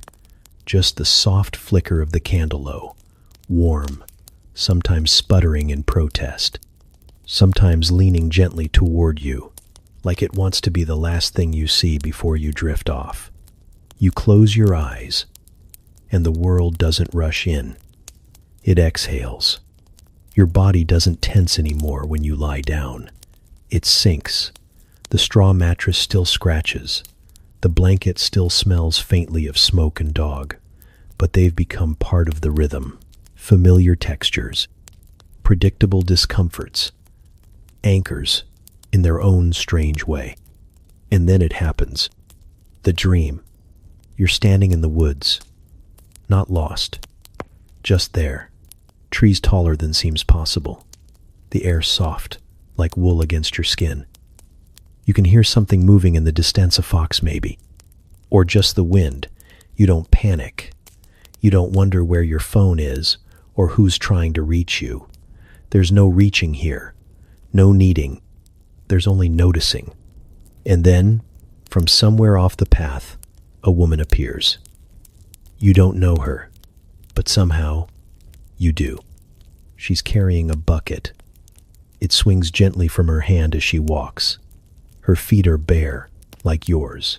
Her hair's tied with twine. She doesn't speak, just nods at you. Once.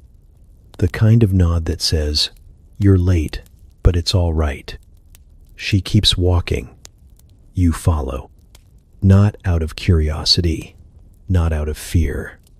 Just because. She leads you to a stream. The water is clear, ridiculously so.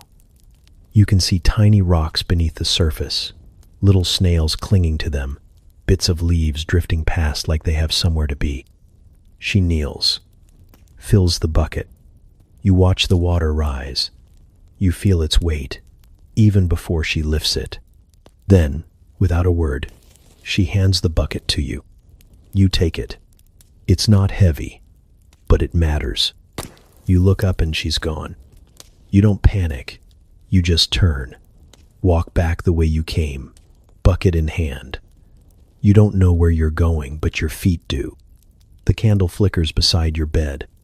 You shift. In your dream, the trees part. A village rises in the distance. Not your village, but not yours either. Smoke from chimneys, a crooked fence. The sound of chickens losing some argument. You feel the weight of the bucket against your leg. You keep walking. The dream doesn't end. It just fades. And when you wake, it's not like before. No gasp. No dread. No fumbling for a forgotten charger or scanning for a notification to tether you back to the noise. You open your eyes slowly. Let the dim light find you. Let the stillness settle in your chest like warmth from tea. You remember the trees, the bucket, her. You don't know what it meant. You don't need to. Some dreams aren't puzzles. They're places. And you've started visiting them more and more. Dreams without voices, shouting your name or deadlines chasing you. Dreams without sirens, without rush, without that strange low-level anxiety that always trailed behind you like a second shadow. Now, it's just her, the bucket, the woods, and you, walking through candlelight into something unnamed. Sometimes you wake with the image still pressed behind your eyes. Sometimes it disappears like breath on a mirror, but the peace stays. Even after you rise, even after the day begins with its usual clang and chaos and chores, the dream lingers. Not in your mind, in your bones. Like the memory of being handed something simple and being trusted to carry it. You didn't ask for the bucket, but you hold it anyway. Because in the dream, it always felt like yours. It was nothing special. The morning came like it always did, with the rooster screaming in victory and someone clanging a bucket against a post just to make sure the rooster had backup. You groaned, stretched, sat up slowly. Your blanket was half off, your back a little sore but not worse than usual. You rubbed your face and didn't hate the idea of standing. You stepped outside. The light was soft, pale gold, the kind that makes the whole village look like it's holding its breath, just for a moment. Before the noise begins, you breathed it in. The air still had a bite to it, but it wasn't cruel. Just a reminder that you were alive. You didn't even flinch at the cold dirt under your feet. Elswith nodded at you from the well. She didn't say anything. She didn't have to. You weren't new boy anymore. You weren't a curiosity. You were just you, one of them. Here, awake. You helped carry the water without being asked. The dog followed you most of the way. No barking, no leaping, just quiet companionship and the occasional sniff of approval. Breakfast was porridge. Again, but it was warm, and this time you didn't mind the lumps. Someone had added a pinch of herbs, or maybe it was just salt. Either way, it tasted better than it had any right to.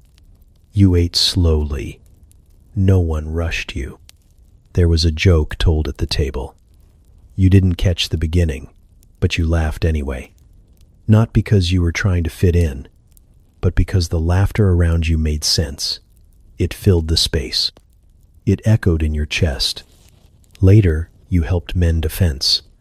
Not the broken kind, just one that leaned a little more than it should. You tied rope, adjusted posts, wiped sweat from your brow, and didn't feel bitter about the work. Your hands moved without needing to think. Your back complained, but you ignored it. The sun was warm. The grass underfoot was dry for once. You didn't slip, or fall, or drop anything important. Lunch was bread and cheese, a little stale, but filling. You ate, sitting on a stump beside the blacksmith, who grunted approval at the sky like he owned it. No one asked anything of you. No one avoided you. You weren't a guest. You weren't a burden. You were just there, same as everyone else. You sat in the sun afterward, for a long time. No reason, no urgency, just because you could. You leaned back, eyes half closed, and listened. Chickens squabbled nearby. A woman sang a tune you didn't recognize, off-key and honest. A child ran past, giggling over something too small to explain. You didn't check the sky for planes. Not once. You didn't wonder what day it was. You didn't feel the ache to leave or the fear of staying. You just were. Someone passed you a plum. You didn't ask for it. They didn't say anything. Just placed it in your hand and walked on. You bit into it. Sweet, messy, real. It stained your fingers. You wiped them on your trousers and didn't care.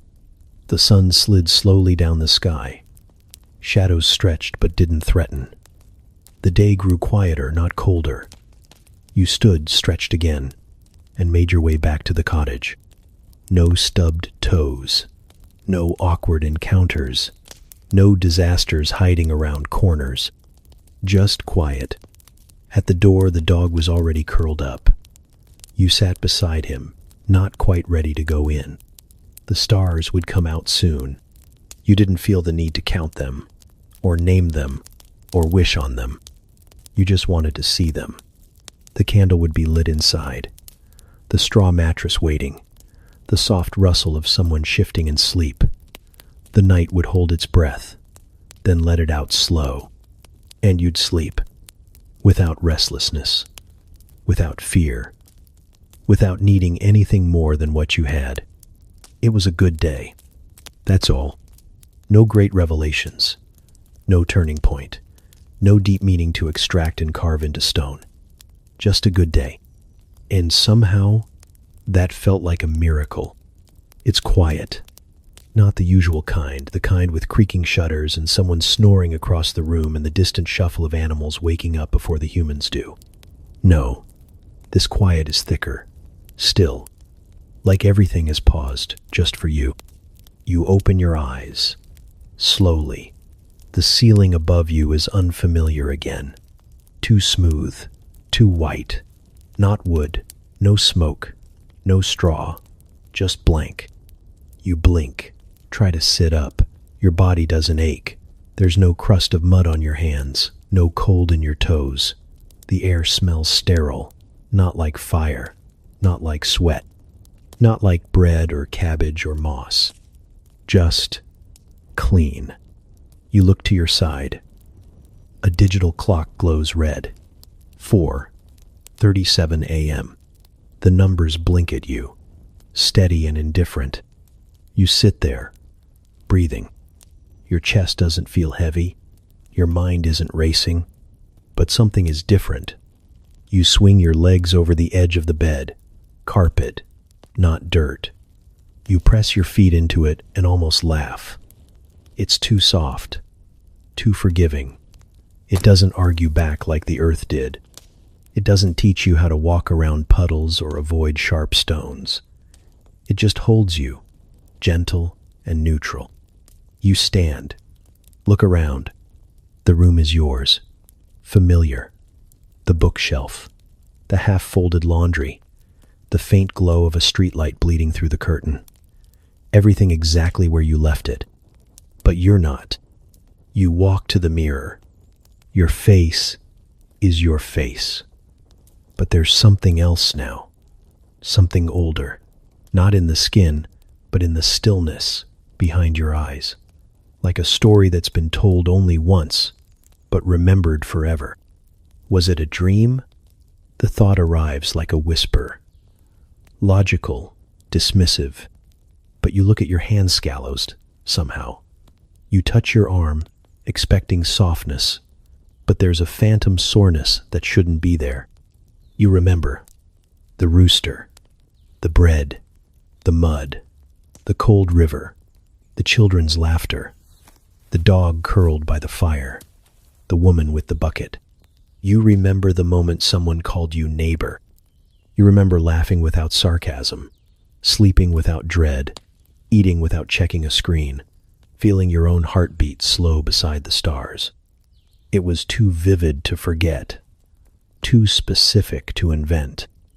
Maybe you never left. Maybe you're still there, and this is the dream. Maybe the candle is still burning. You sit back down on the bed, the modern one, the one without splinters or the threat of a goat barging in. It's comfortable, but it doesn't feel like yours anymore. You close your eyes, and you're there again.